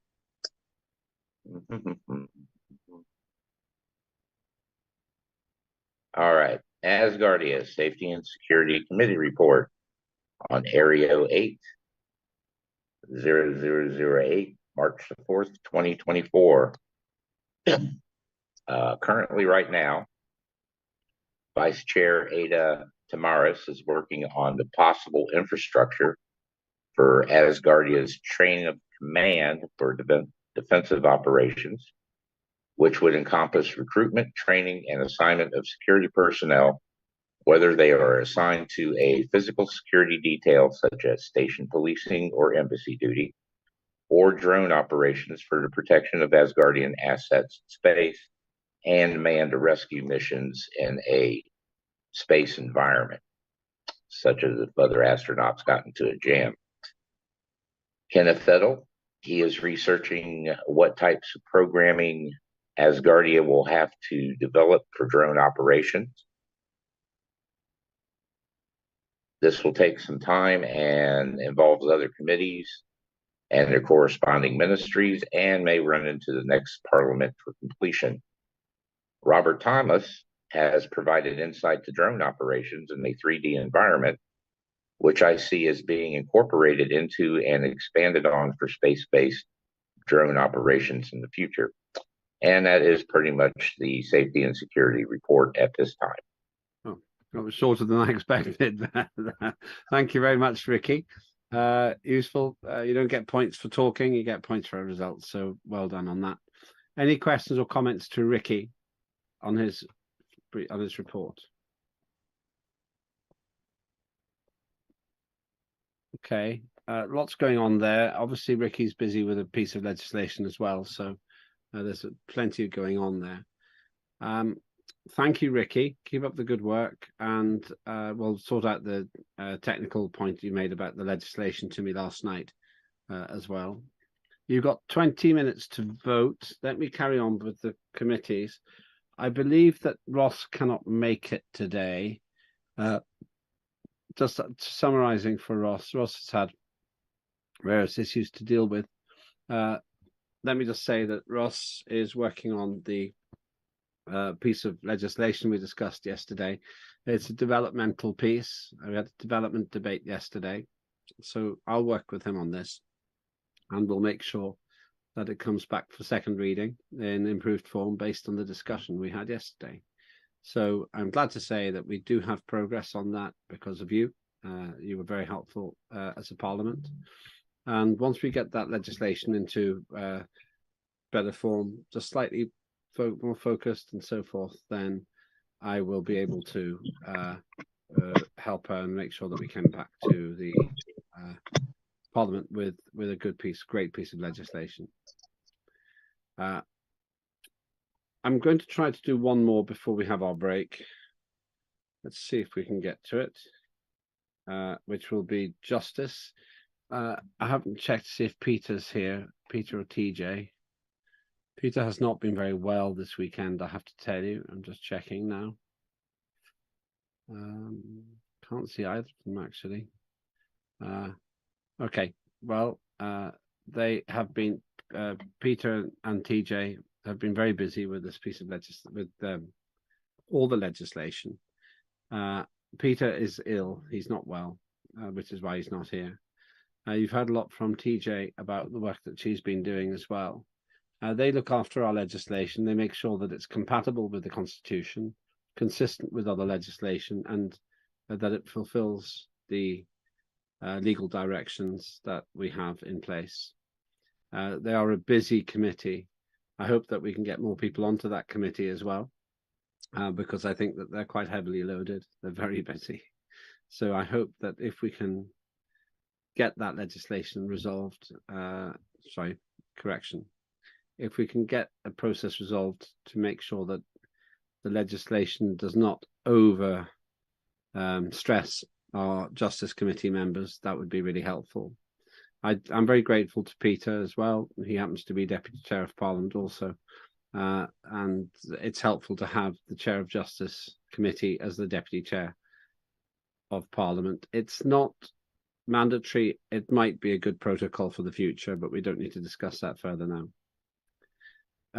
If there are questions, I can try to answer them about the Justice Committee. Otherwise, we can move to a short break, which we will do if we can, if we are able to do that. We have 5 more. We've got manufacturing, culture, citizenship, equity and resources, and foreign affairs to do. So, okay, let's take a short break now. This is the last break before the close of the vote, which is in 16 minutes. So let's have a 10-minute break. This will be the only break that we will have today, and then we'll continue with the work. So at 5 minutes to 5 UTC, we continue. I'll still be here. So just take that 10-minute break, and then we will continue with our work. So 5 to 5, we continue. Okay, we'll see you. I will be here. I'm just going to put this off so that I can consult. I'm just going to make sure that everything's working.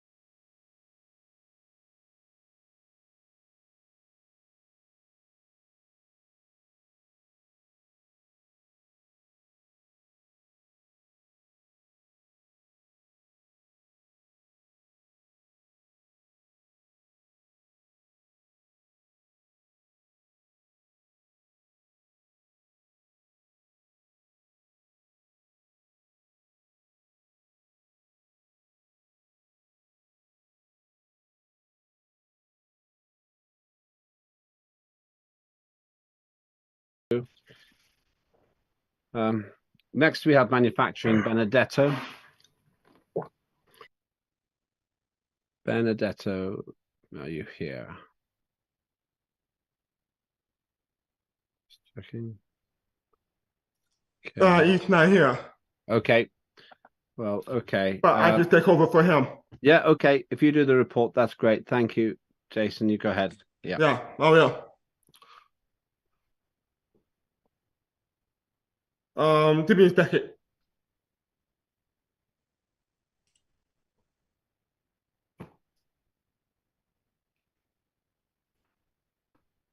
All right, I'm gonna share my screen, okay?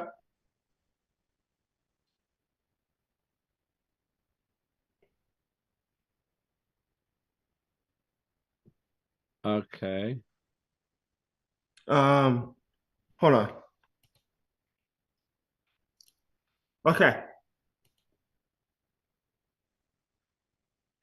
Okay. Can you do it? Yes, we can. Thank you. Yes. Okay. Yes. Okay, thank you. Bernardo, he made it for me to talk to you guys about our manufacturing community update. So far,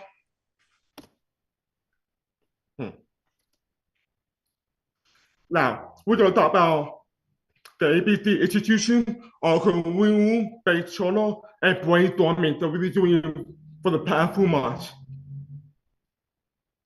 Okay. Now, so far, we'll be involved for the next department of AHU Data Night. We'll be working with a few different committees to make sure that we're already a planning hand for our AHU project for the next few months. Our plan is to have a department. We'll be working with a lot of people in different platforms from Zoom and from different group chats. And we'll be communicating with a lot of different people in different social media. And we get to idea they gave us feedback what they want. It's a data night. And so we'll be working on how we build value on our data night department. So right now, the only way for that to happen is to switch from ABCI.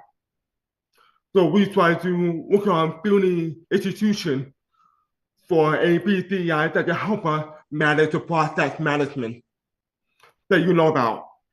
So it's still able to work. We'll be working with my team and we're working with a different community from DJ and Dr. Dara and a few other people that will working with us to make a better ABCI process planning for institution. So we will show you what it's about in the second quarter or quarter four. That's like maybe in the fall. Okay. So we try to work on it, make it better for you guys to be able to have our team and ABCI to support each community for process management because we want to make sure we're not lost where the process is at. So we'll be able to know where these are from A, B, C, D, so that way we can be able to have better management and how we organize our process. So now there's the big news. We have an article in Room for China.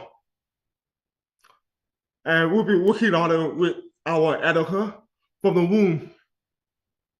And this way we'll talk about a lot about manufacturing planning, our goal, and what will help with Asgardia. And it will be coming out soon, so look out for it and read them. We'll be writing it for a while. I hope you like it. Now we have a true brainstorm session with different cool recently, like a month ago, we started that. And we talk about how we can help make it better Asgardia TV. So we make sure how can we add the value for resident fee. So those two things that we're working on right now, and we want to figure out how can we help people to understand why we should be the best place for you guys to be resident.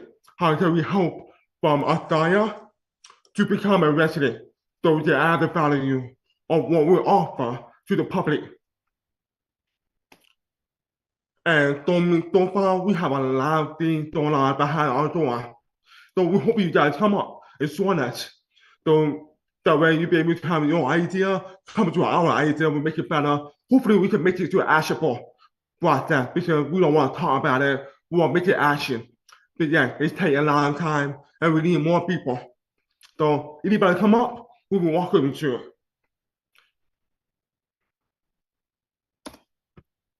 So if you have any question, please let me know or Biliano might share about it. Thank you for your time. Thank you, Jason.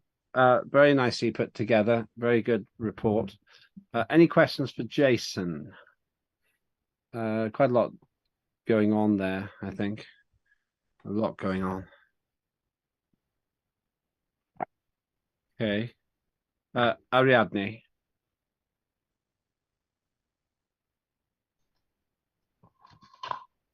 Gracias.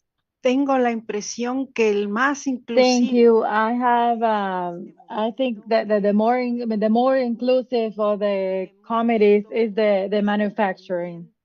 We have seen a development, very interesting. The invitation to other committees to add their ideas, the initial massive emails through the president of the committee, Benedetto Professor, so that we are all feel involved. I love to take participation and to involve others. Jason Berry, I send you hugs, warm hugs, and I think that open space is going to feel like the representation in your country for Asgardia. Thank you. Thank you very much. Jason, that was just a compliment, really. You've been given good praise there. Good praise, I think. And he's looking happy. That's good news. Good news. Thank you then, Jason. And thank you for the compliments, Ariadne. And thanks for standing in for Benedetto. Let's continue. Uga, next from Culture. We have heard from you yesterday. You have a great story to tell. Over to you, Uga, for Culture.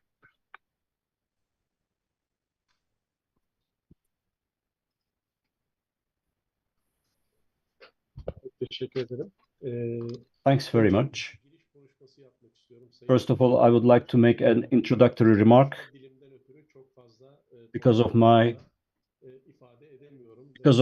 language, I'm not able to express myself 100% all the time. That's why most of my speech, I reserve them for when there is interpretation.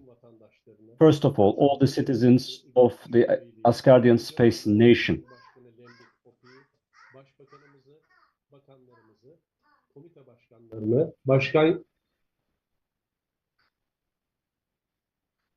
Özge, arkadan gelen sesler çeviri engelliyormuş. Pardon. I just wanted to warn him about the noise in the background. Okay. Evet, benim ufak kız. Tekrar Yes, baştan almam mı? she's my daughter. Peki, That's kusura allowed. kalmayın. That is permitted. Evet, özür dilerim. Peki, çok teşekkürler. Onlar da iyi birer asker diyorlar bu arada. They are really good Asgardians, by the way, my kids. Dia, before she is a citizen of the world, she became the citizen of Asgardia. Now, distinguished citizens of Asgardian Space Nation, the head of our nation, chair of our parliament, our prime minister, our ministers, head of the committees, vice chairs, I would like to extend my regards to all of you. All our activities are put into practice by the members of our committee, starting from our vice chair, Madam Sara, Mr. Jose. I would like to thank you for the activities that you carried out so far, and I would like to extend my regards to all the members. Now, I would like to read the report of our Culture Committee. I'm going to share my screen, but this is going to be my first, so I hope I'm going to manage it.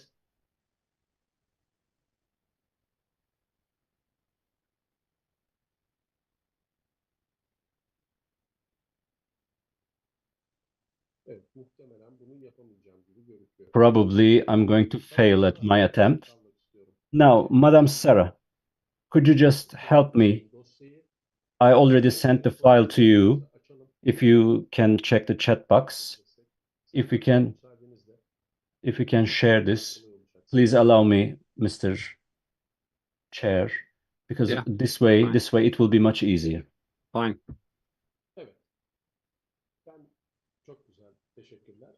Thanks very much. Now, I will continue reading this. Asgardia Culture Committee continues on its way with firm steps with missions worthy of its name. As a result of the Zoom meeting we held with our esteemed committee members, we made some common decisions that we all agree on, and our work will continue in this direction. Let's take a look at our ongoing projects. Now, first, the Asgardia Cultural Event Calendar Project is currently our first working legislation. Cultural Event Calendar Project, which is the legacy of the Asgardia Nation for the future, consists of 4 stages in total. 13 names designed in accordance with the cultural content of the 13 months, 13 artificial intelligence supported pictures designed in accordance with the cultural content of the 13 months, determining the activities that will take place in each month, filling 364 calendar days with activities whose functionality has been proven by making healthy decisions over time. Secondly, an Asgardian language development project should be mentioned. This is a great project, and a valuable member of our team, Madam Sarah, is involved in this project. Madam Sarah, Madam Korna, you can get into touch with them. Of course, we have a completed project, which is the DSL project, which awaits its financial support. But in general, its work is completed.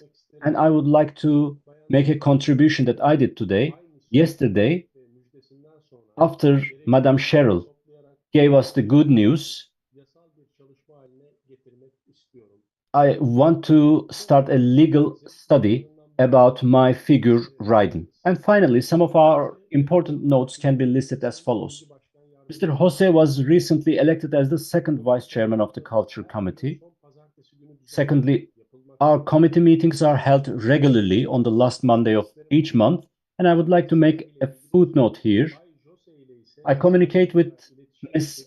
Sarah in English and with Mr. Jose in Spanish, thanks to artificial intelligence. Madam Sarah and Mr. Jose communicate with me through Turkish translation using AI tools, which means instead of using the commonly used English language in common, we demonstrate the ability to simultaneously use 3 different languages constitutionally accepted by the Asgardian nation. Now, my request from Madam Sarah. Could you start this Asgardia cultural event calendar visual? You can also find it in the chat box. Now, I would like to officially introduce this project that we are working on right now. So if you can have a look at your screens, I'll be really happy to introduce this. Aries is the month that we are in right now. So this is an exemplary study. Celestial Festival Month is the name of the month, in line with its name. Aries is the third month of the Asgardia cultural event calendar, and at the same time, it is the harbinger of the spring. That's why it could be a good idea to have some fun events. So I'm going to be talking about some exemplary activities. You will see that box number 1 and box number 28 are... Sarah, could you just scroll up? In the first areas, this is going to be about the findings in the from the ancient times regarding the discovery of space.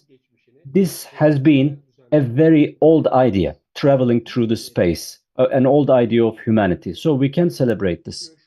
And you will see the Raiden figure here, holding a racket here. And I would like to correct this. This was in a different box, but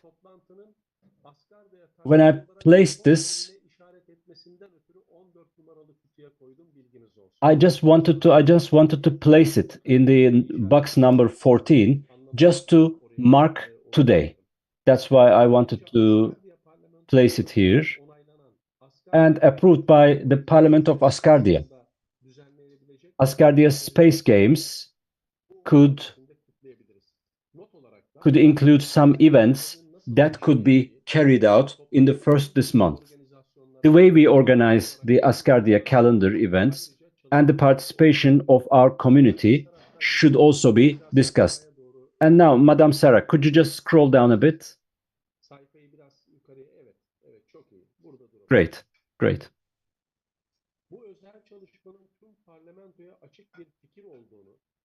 This special study is open for all the parliament, so we are all free to determine the dates of the events, and this could be any date. So chairs of the committee should identify the specific date and the name of the event and create a visual. And the committees can sing songs, can play instruments, they can read the texts that they wrote. Every single committee may have its own dedicated day. But the most important thing is that all the committees of the Asgardia Parliament should participate to this and should be able to work on a certain specific months with their own single events. With some certain intervals, I'm going to be sending some exemplary documents so that you can understand the general idea of it. As you may know, every month has 28 days in Asgardian calendar. So every month can have various events that could be organized. The eclipse, for example, could be placed in this calendar.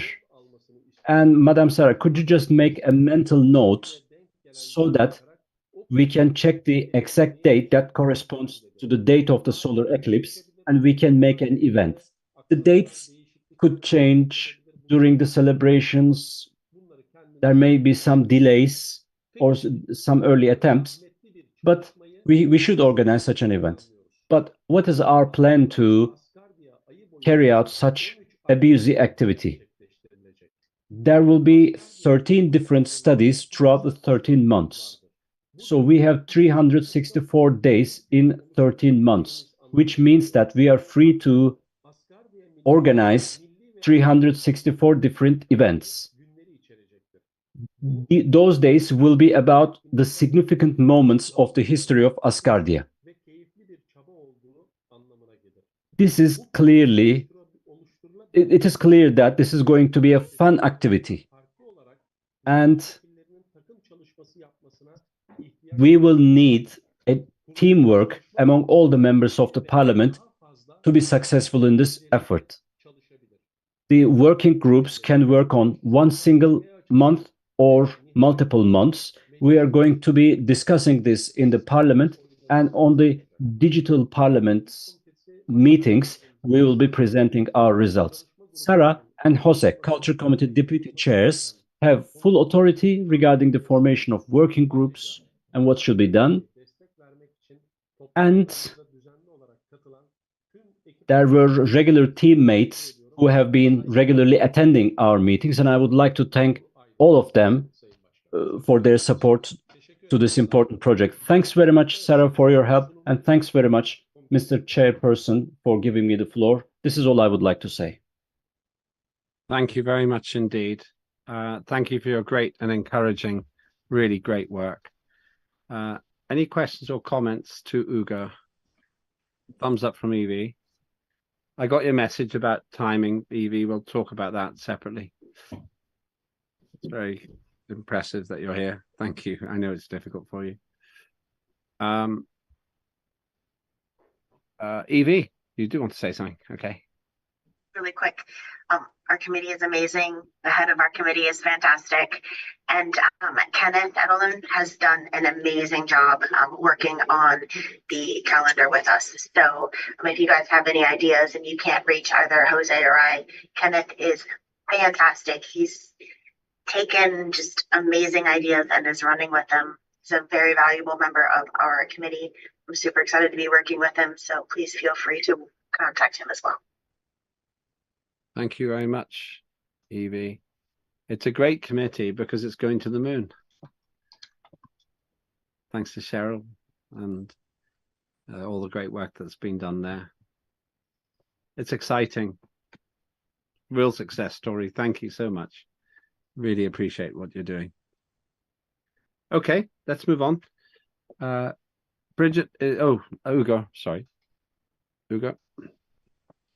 Evet, Sayın Başkan, yine teşekkür ederim. Distinguished Chair, thanks very much. I have to mention this. I thanked Mr. Kenneth in my report, and I would like to thank Sarah for this reminder. It's really important. He has been attending regularly to our meetings, sharing his views, opinions, which is really valuable for us. As mentioned by Madame Korma, from time to time, we may not have a lot of people attending in our meetings, but as mentioned by John Fine, we have to run if we cannot fly, and we have to walk if we cannot run. So that's right. We will try to do our best. And regarding the event calendar, I would like to make a reminder after all the information that I've shared. The chair of the committees can identify a certain date that belongs to their committee. They're just going to log in asgardia.space, and they are going to have a look at the Asgardian calendar. For example, John Fine. We spent a really good time in Baku. John Fine, for example, can determine a certain date for their committee and let us know. They can send us a note regarding how they're going to celebrate this certain event, describe their celebration, and next month we can put this in the event calendar. So we have 13 months, so we will have a lot of files and folders. We can add John Fine's committee's celebration activity in that folder, for example. So this is an open invitation for all the chairpersons of the committees. Greetings from Turkey. By the way, it's already dark in Turkey. Thank you very much indeed. It's never dark in Turkey. The sun always shines upon us from you and from further as well. Thank you. Really great work. Really pleased, and I hope that you're proud of what you've done as well. And the heart says it all. A lot of good emotions on our journey today and yesterday. Let's move on to citizenship. Now, Bridget said she would not be able to attend. I do not believe Bridget is here. but we heard from her already, and Bridget will be involved in so many ways this year. She works so hard, and I'm very proud of the work she does. Bridget is one of those people who is absolutely dedicated to Asgardia, and we are very lucky to have her. So Bridget is present in one sense because she is never far from Asgardia. And I just hope that we can have some good success in terms of the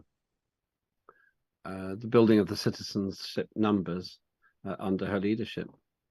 If you have questions, please do give them to me and I shall pass them on to her. But she's only absent because she had to be today. She had no alternative, and she even sent her apologies. Next, we have Ria on Equity and Resources. Ria is here. Good day, everybody. Hi. Okay, so I don't have a long report. Our Equity and Resources Committee comprised still of 13 members, led by me and as chairperson and Eva as deputy chair.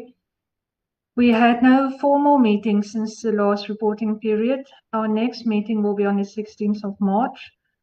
Equity and Resources Committee has a very important role to help Asgardia achieve its goals. As a committee, it is our commitment to ensure that the first child born in space has access to every conceivable opportunity for success. This involves navigating the complex task of equity, extending investments opportunities, spanning both the celestial realm and Earth. Though through Asgardia's digital catering to the diverse needs of Asgardians across the universe. Recently, the Equity and Resources Committee has been working on the development of the Contracts Act, a significant legislative initiative. This document is set to be published soon for the public comments on the PASS system. Like any other country, Asgardia needs to establish offices and embassies. The Equity and Resources Committee, in collaboration with the ministers and the administration of the head of nation, is responsible to overseeing these opportunities. Furthermore, our committee is encouraging collaboration with Asgardians and registered businesses within the nation to identify promising product and service opportunities. This proactive approach aims to provide value offerings that can be utilized by our Asgardian residents, contributing to the growth and prosperity of our unique digital community. And that is that. Thank you. Clear and concise as always, Ria. You're getting on with the work, and that's a really important thing. Any questions for Ria?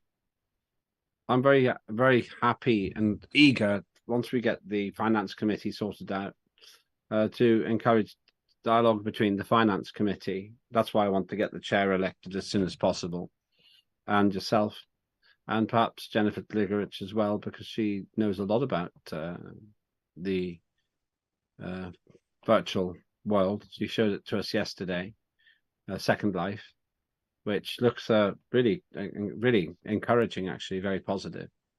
So if that's possible, then as we develop our economy, and we understood from the Minister, Mark Bogan, what we need to do, I'm certainly a resource there as well, if you want me to be a resource. Okay, thank you. Let's move on. We've got one more report, and that's from Ferda. And now Ferda is she's busy today with family matters, and she did explain that to us. I'll briefly summarize that Ferda Inan, the chair of Foreign Affairs, is doing two things. There's a piece of legislation which is going through Parliament. It's a very important piece of legislation. It will define our interaction. I'll go to Carl in a moment. Well, let me go to Carl. Let me go to you now, Carl. Is this about the Foreign Affairs? Carl? Thank you, Mr. Chair. Can everybody hear me? Yes, we can. We can. Awesome. Hello, yes, greetings, Parliament. For those who may not know me, I am Carl Samson. I am Deputy Chair number 2 of the Foreign Affairs Committee, and today I am filling in for our chair, Freda Inan, who is still has to deal with family matters. To deliver the committee report. Yes, this will be brief, concise. I will only be focusing on the achievements of the committee for the past quarter. Let me share my screen. Hold on a bit.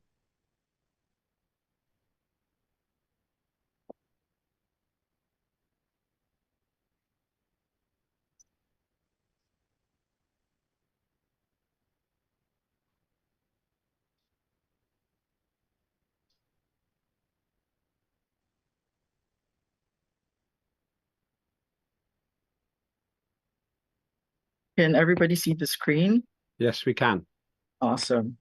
All right, so I guess we can start with an overview. So in the past 3 months, the FA committee has primarily continued work on what was reported in the previous quarter. A lot of the committee's time and energy were poured into reevaluating or refining not only the legislation and projects on our slate, but also the plans that we have for the next 5 years. But of course, as this is foreign affairs, a great deal of the feasibility of these plans, particularly those that have to do with foreign entities, are contingent on how these entities respond or react to them. In other words, when we talk about foreign relations, we are really talking about the involvement of more than one entity. And that being said, so while the committee could generate countless ideas, especially for the long term, we face the immense challenge of ensuring that our infrastructures are, first of all, robust, and second, adaptive to international norms and practices. The committee recognizes this as priority number 1, which is more our flagship legislation, which is the FA Act. Acknowledging suggestions from the previous quarter and following consultations with key government officials, the bill was modified and prepared for yesterday's second reading, which was conducted by John Fine. The committee recognizes its chair, Freda Inan, and of course, John Fine, for the work that they have done in this area. We are extremely hopeful to get it passed and ultimately enacted into law so that we can finally lay the groundwork for all future foreign affairs. And while that is in motion, the committee has also continued to work on its second legislation, which is the Conflict Resolution Act. And this mandates how Asgardia basically will deal with foreign entities and foreign conflicts. So the committee recognizes the work of member Juana Williams for spearheading this legislation. And also initiated the process of building the foundations to establish terrestrial links. Here we zoom in on Istanbul, Turkey, where our chair Freda Inan has successfully obtained relevant information from official institutions. With this knowledge, the committee will be able to assess and evaluate the structures, rules, protocols, and roadmaps that are necessary to establish our first embassy, and consulate offices as well. So along with our chair, the committee recognizes member Jason Berry for his contributions in this area. And now the committee, through our chair, has also presented 12 projects to be worked on for the next 5 years. Some of these projects, as previously reported, are potential areas of focus by the future Istanbul office. So these are also led by our chair. So what are these projects? Freda has mentioned this across Parliament in the past. Some of them are entitled Asgardia Map, Dynamic Connecting Needs and Opportunities, Everyday Space Connection, Space Careers Guidance, Unlocking Career Opportunities for the Space Industry, and perhaps the most popular so far was Astro Babies. The next quarter will see an influx of more project proposals from the rest of the committee as we plan to dedicate specific brainstorming sessions because we are going to need more ideas. That being said, we are expecting a mountain of incoming documents. And so, with that, The committee has also begun developing its own document management system, which will be launched next week, after hopefully the passing of the FA Act for second reading. This is the result of multiple testings on various platforms, and its overarching goal is really to serve as a one-stop workspace for that allows immediate and convenient access to all working documents.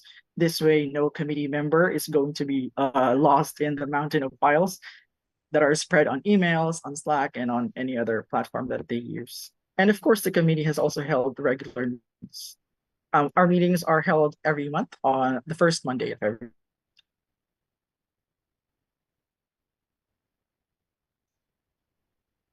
And of course, members of the committee have also met AMPs from other committees for other legislation and a wide range of projects. This quarter saw a more streamlined collaboration between, for example, the Foreign Affairs Committee and the Justice Committee, as the latter begins to develop legislation, submission, and review procedures. That being said, the Parliament can expect the best version of the FA Act once it enters the third reading. And finally, of course, the committee has also developed a outreach strategy as we move to the next quarter. The committee recognizes to open as many avenues as possible, not only for communication with Asgardian residents, but also as a means to draw more people in from the outside, especially the younger generation, as you all know.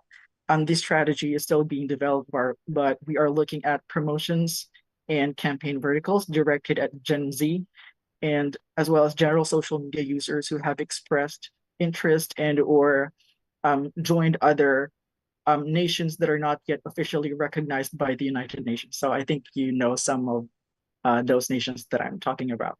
Ultimately, our goal, of course, is as Asgardia is to win recognition of other earthly states, and we believe that we are a step closer when we demonstrate strength in numbers.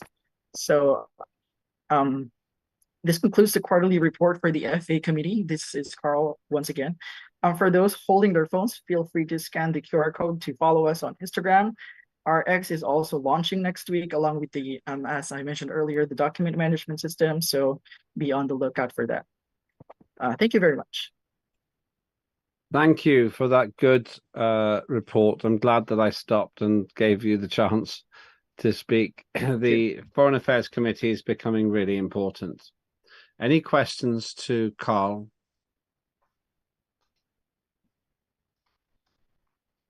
Okay. Thank you, Carl. Very impressive presentation.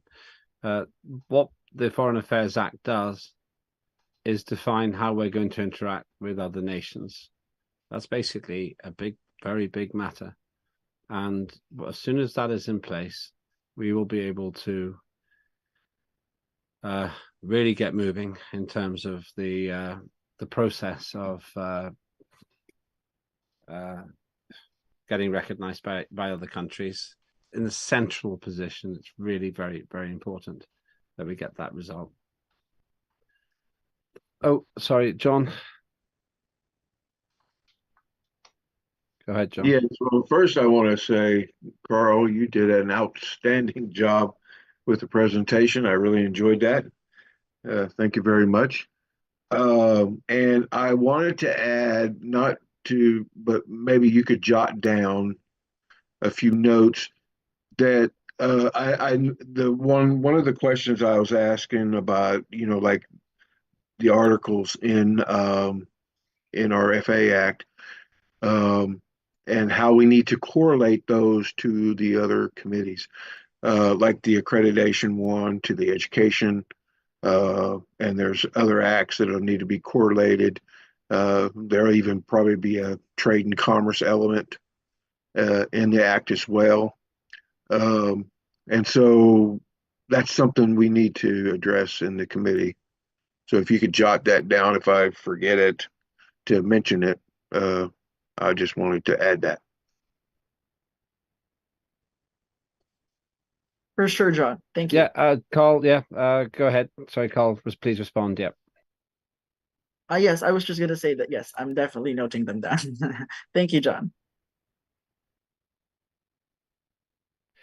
Any other comments or suggestions before we move on?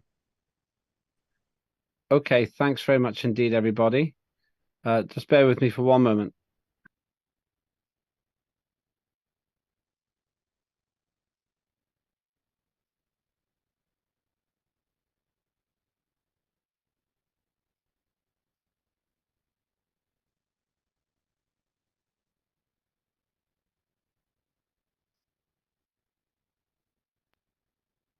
Hi, just doing some logistics about the outcome, the voting results. Right, so I think we've covered all of the committees. Thank you, everybody. Some people are not here, but for good reasons. Look how much work's happening on the committees now. It's great to see it. Really good news, and a good piece of evidence about Asgardia's progress, continuous progress. There is some illness and there are some family difficulties out there, which is why some of our chairs are not here. But overall, I think we can agree things are going forwards in a very positive way. That brings us to the end of that item. I want to now briefly, if Linda could send me the results of the provisional results of the vote in either through Skype or email, then I can report them shortly.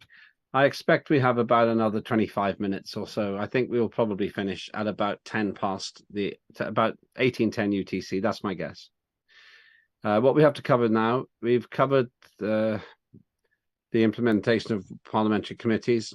We are going to elect the chair of the Finance Committee once I organise a couple of logistical and technical matters. We will do that in the next 11 days or 12 days. The next item is priority acts. Now, I have made a note. There are a number of priority acts that people want to put forward. I'm going to get the paper. And these include the Space Science and Industry Act, the People in Space Act, and the Astra Academy of Sciences Act. Those are the working titles. Now, I want to know, are there other acts that colleagues here think that we need to introduce? I want to make a proper list so that I can manage the legislation. Remember, we don't make legislation just to make legislation. We make it because we need it. So if you have pieces of legislation that you would like to propose, please do so now. Now would be a good time. Evie. Bridget, TJ, and I are working on a foundational piece of health legislation. It's very foundational. It is merely to be a framework for any legislation that would go forward, including access to medical records, which was included in the legislation yesterday. Okay, thank you. At this stage, if you are to create a first reading item, it's core principles, which is the purpose and the headline names of the articles. That's what we need for that. What's it do? What are the principles and what are the articles? That's what we would need. We have talked often about health over the last 6 years and what to do about it. We have not really completely resolved that, but I believe the expectation would be some kind of a system where individuals fund the health system. Asgardia at this stage probably can't have a national health service like the United Kingdom, but I don't need to get into that now. I'll be interested to know what you have to propose. John, and then TJ.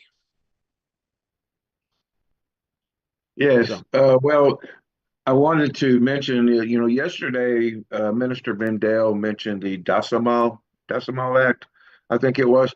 Now, this doesn't pertain to trade and commerce. He did talk to somebody yesterday, and I can't remember who, saying that they should, because he said that act was very important in providing some of the connectedness to other acts that answers a lot of the unanswered questions.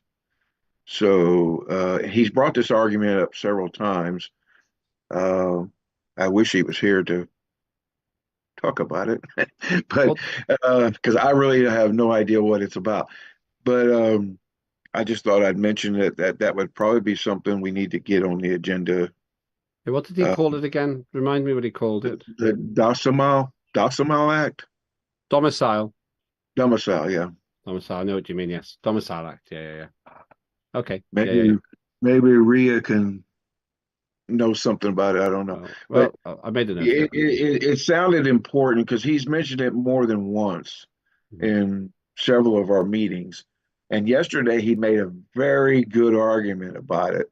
It was how it can provide some of the clarity that we need between other pieces of legislation. So, and it was a very convincing argument to me. So it did sound, I really haven't even looked at it myself, but I think I looked at it back when he first did it, and I supported it because it was coming from him, and I usually supported almost all of his legislation. But I didn't really go into detail looking into it. But he made a really good argument yesterday. That's all I'll say. Thank you. I've made a note of that. Let's go to TJ and then Luca. TJ? Hello. So I think now that the FA Act is in the position that it's in, I think I feel comfortable now working on well, it's already been finalized, but feel comfortable presenting the core principles of the conflict resolution for the conflict resolution. So I think that would be one. And then as Sarah was saying, I do have one additional one that is in kind of the preliminary stages that is in collaboration with the one that I will be working on the project with her as well, and also kind of in collaboration with something with Carl. And its preliminary name is the Social Justice Act. So that would be my secondary project that I've been kind of working on. So that's it. Okay. So what would you call that act? It's the Social Justice Act. Social Justice Act. Okay. Yeah, which is fitting because that's what I've been going by lately for some reason on the radio. Yeah, I know. Yeah, I was just thinking that. So. Okay, I've written that down. Thank you, Luca. And then John again. Thank you, Chair. Just a quick clarification about the two legislations that you mentioned. I think we might want to discuss a little bit priority levels for those, because they are very much looking forward into space activities, basically. So they might not be urgent in some sense, but definitely worth have a look. But there is a third one, which might be, in my opinion, is a little bit more prioritary, which is Environmental Act, let's call it this way. So whatever it will encompass. So that one I would like to probably to have a first line in a science committee priority. Thank you. Okay, thank you very much for that, Luca. John? Yeah, I just wanted to mention the first act that TJ mentioned was the Dispute Resolution Act. So she had two that she mentioned. I don't know if you understood that or not. Dispute Resolution Act. Yeah. We kind of have that already, though, don't we? We have the Arbitration Act.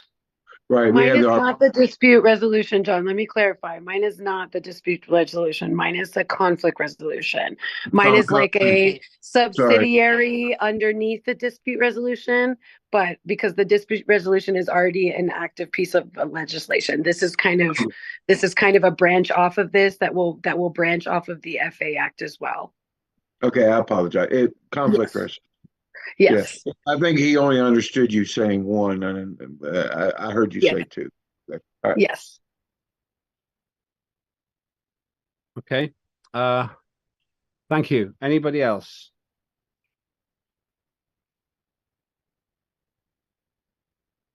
Okay. That's great. So thank you. I've got quite a lot. I have 1, 2, 3, 4. Hang on. I got space science. This isn't a fixed list, but I want to make a list so we can discuss it in future. Space Science and Industry Act, People in Space Act, the Astro Academy of Sciences Act, the Antitrust Act, Antitrust Laws Act, maybe. Health legislation. I already sent you about 3 of mine by email. Okay, I'll get the 3 of Ada's as well. Health legislation framework, Domicile Act, Social Justice Act, Environmental Act. Okay, it's quite a lot there. Let me work on that. Evie? Quick question. When we do send the calendar forward, do we send that through as legislation or do we send that through as a joint resolution? Maybe it's a question for TJ or Peter. Peter's not here, I don't think. It doesn't matter because once you start the dialogue, you'll get to the right place. So I would suggest don't worry too much about that. Put down what you're trying to do, and then the Justice Committee will help you get there. If you look at my advice is look at first readings, core principle first readings as a standard format. Aim for that. The process is designed to be logical. First reading, big picture. Second reading, content. Third reading, final content. So I would say have a look at other first readings, and then you'll be able to get an idea of what you should be trying to do, basically. Perfect. Culture's on it. Thanks. No problem. And we have John again and TJ. Yeah, I was going to say on the Antitrust Act, and I'm not even sure I'm going to call it that. It's going to be built off of antitrust laws, but I might come up with a different name because we're Asgardia and we need to be different. But and I'm welcome to suggestions. Not here, not now, but you can email me suggestions on the name. But I'm currently only in the research phase on that, and that's going to take a good part of the rest of this year, maybe till probably around October, November timeframe, before I can even. So don't, put it down there in the like Lucas says in the low priority acts because I'm nowhere near even ready to present it as a legitimate piece of legislation at this time. Just let me know. Okay, thanks, John. Well, we'll come back to this anyway. I'll work on this, and if we think about it this way, I will put together a list. I will make the position of these bits of legislation line up in a way that I think is right.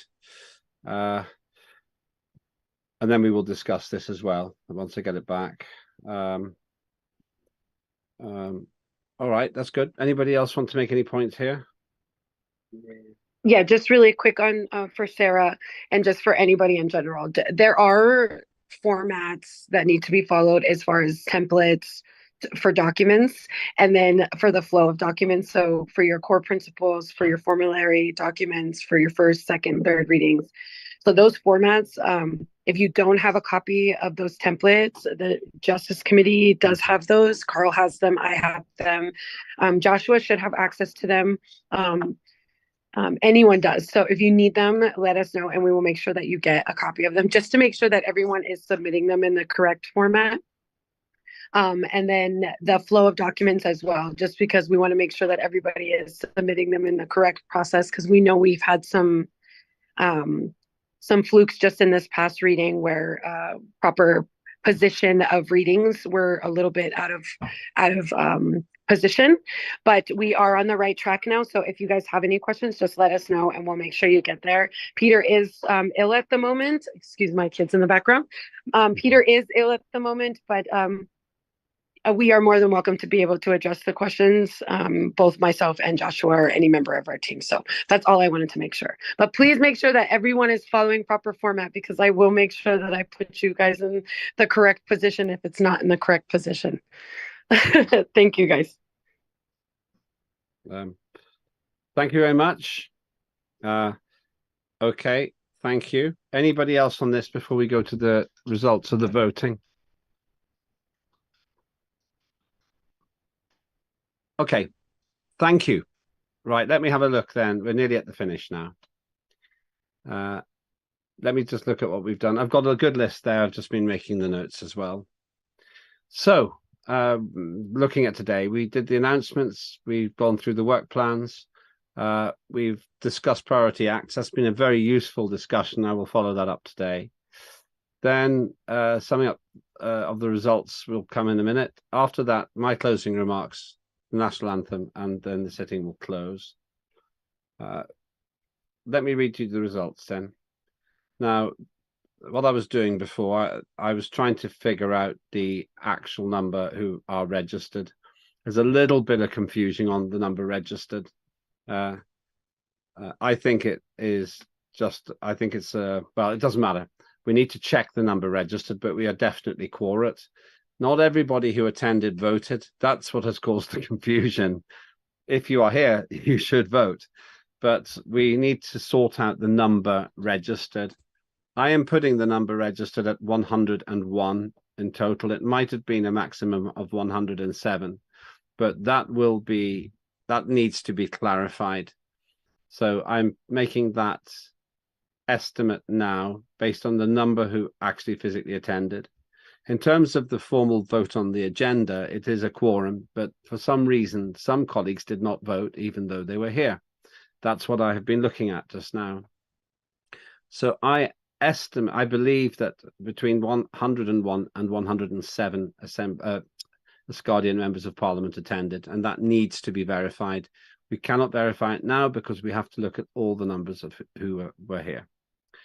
In terms of the actual votes, for the agenda, which is the formal quorum vote, 94 voted yes, 1 voted no, and there was 1 abstention. So the agenda was passed, and it also means we were technically quorate.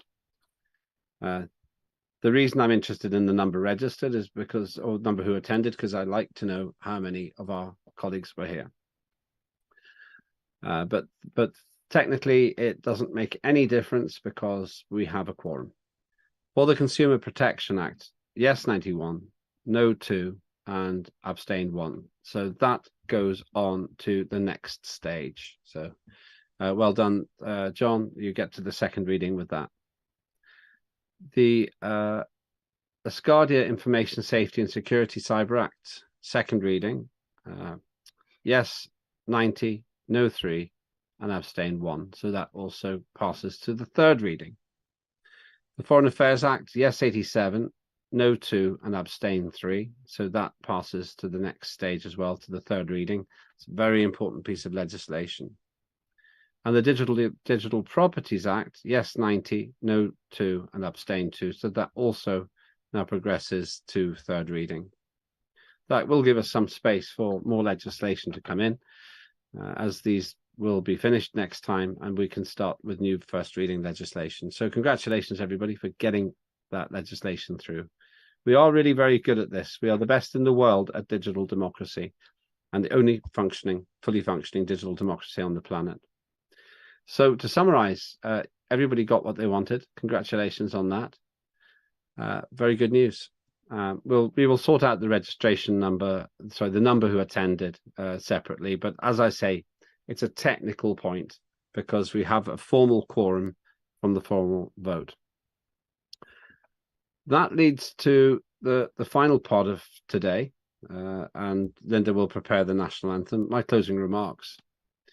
I want to first thank my team. They do a great job. There's quite a lot of illness at the moment, very human illness. Some members of my team are unwell, and some members of parliament are unwell. It's the time of year.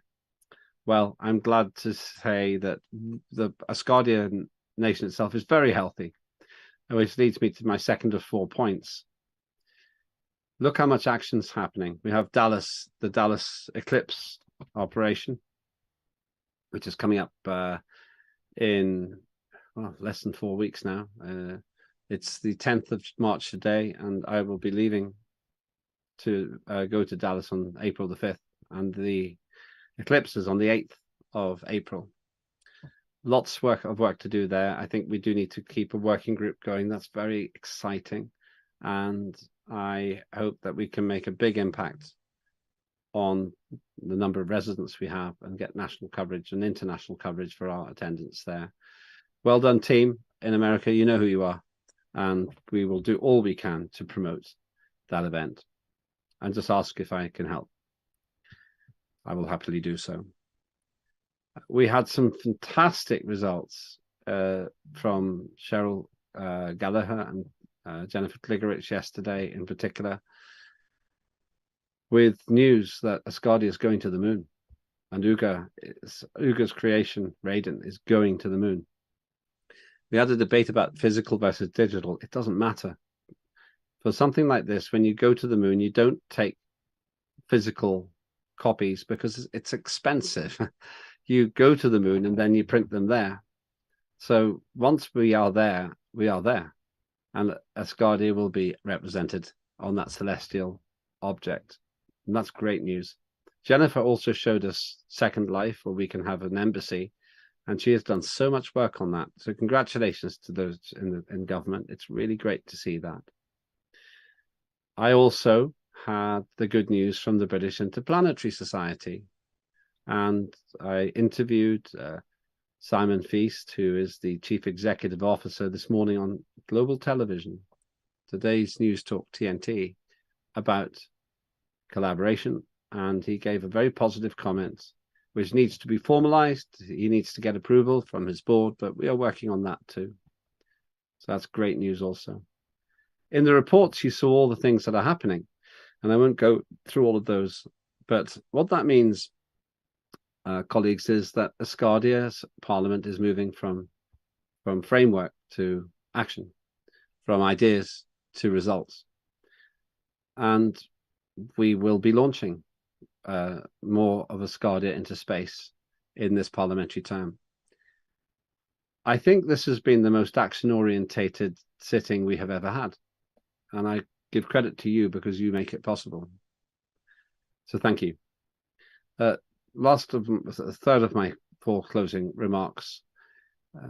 Some have asked me about the physical sitting. I hope to get one. I said I would like to go to Moscow to see the isolation experiment. I can also then hopefully see the head of nation and discuss that. So we don't have a specific plan yet, but I have done quite a lot of work in preparation for that plan and the idea of that physical sitting. There is no substitute, even in the 21st century, even in 2024, for that physical meeting. It's very, very motivating and very good for team building, and it's good for publicity also. So I'll keep you updated on that. And the final thing is this. There were many who thought Asgardia would not be successful, but here we are on the 4th sitting in the 2nd term of the Parliament. It's hard to remember which of us have met physically and which of us have not met physically, because we have a team. We know each other. We know each other's characters, strengths, interests, and I would say each other's hearts too. And we're united. The strength of emotion created by the news from Minister Cheryl Gallagher yesterday summarizes the fact that we are a unified team. The difference between the politics in Asgardia and the politics I've done in the past is that we do not have factions, we do not have parties competing for power. We have a unified parliament competing for space. And that's a great thing, great place to be. Thank you, everybody, for being here. In a moment, we'll run the Asgardian anthem. Next Thursday, we will meet as usual at the usual times, 1700 for chairs and 1800 for the parliamentary Q&A. I need to do once I've got the logistical, the technical aspects fixed in terms of the chair of finance committee will have an election. There will be an election. There's more than one candidate. And then we can get that done quickly and that committee can keep going as well. Just before I finish, let's go to John. John. Yeah, I was just wondering, but would you have like an additional 5-10 minutes after this is over that I could talk to you on the phone? Yeah, let's do that. Well, it'll take me 20 minutes just to do the things I have to do. So I can call you in about 30 minutes if that's okay. Say Sure. 30 minutes past. Great. It'll be 12:30 for you, I think. Yeah. 3:30. Oh, what? Yeah, we had time change and all that. What time did you say? 13:30. Okay. 3:30. 3:30. Well, 3:30 p.m. It can't be. Oh, 30 minutes. It'll be 2:30. Sorry. No, you're still going to be wrong. It can't be 4 hours behind us. You're never that close. It's 6 o'clock UTC. It's 2 o'clock right now. Okay, well, I didn't realize there was only 4 hours difference. Okay. Yeah, we had a time change. Oh, well, I Yeah. didn't know that. So Yeah. that's really good to know. I'm very glad you told me that, because it might mean I have to make some plans for when I'm in Dallas. I have to check what the time differences are then. Thank you, everybody, for being involved, and thank you for standing in place for those who weren't well, and we wish them a speedy recovery. When we finish with the national anthem, then officially the sitting is closed, but the work continues. And think of me as a resource. Get in touch with me anytime. John, I will call you after the meeting as soon as I can. And thank you more than anything to you, the viewers around the world, who have faith in the human race enough to support Asgardia. Join us, become a resident, and become part of the world's first fully functioning digital democracy and the first space nation in the history of humanity. Let's play the national anthem, and then we will be officially finishing when the anthem ends. Linda, if you can play the national anthem, thank you very much.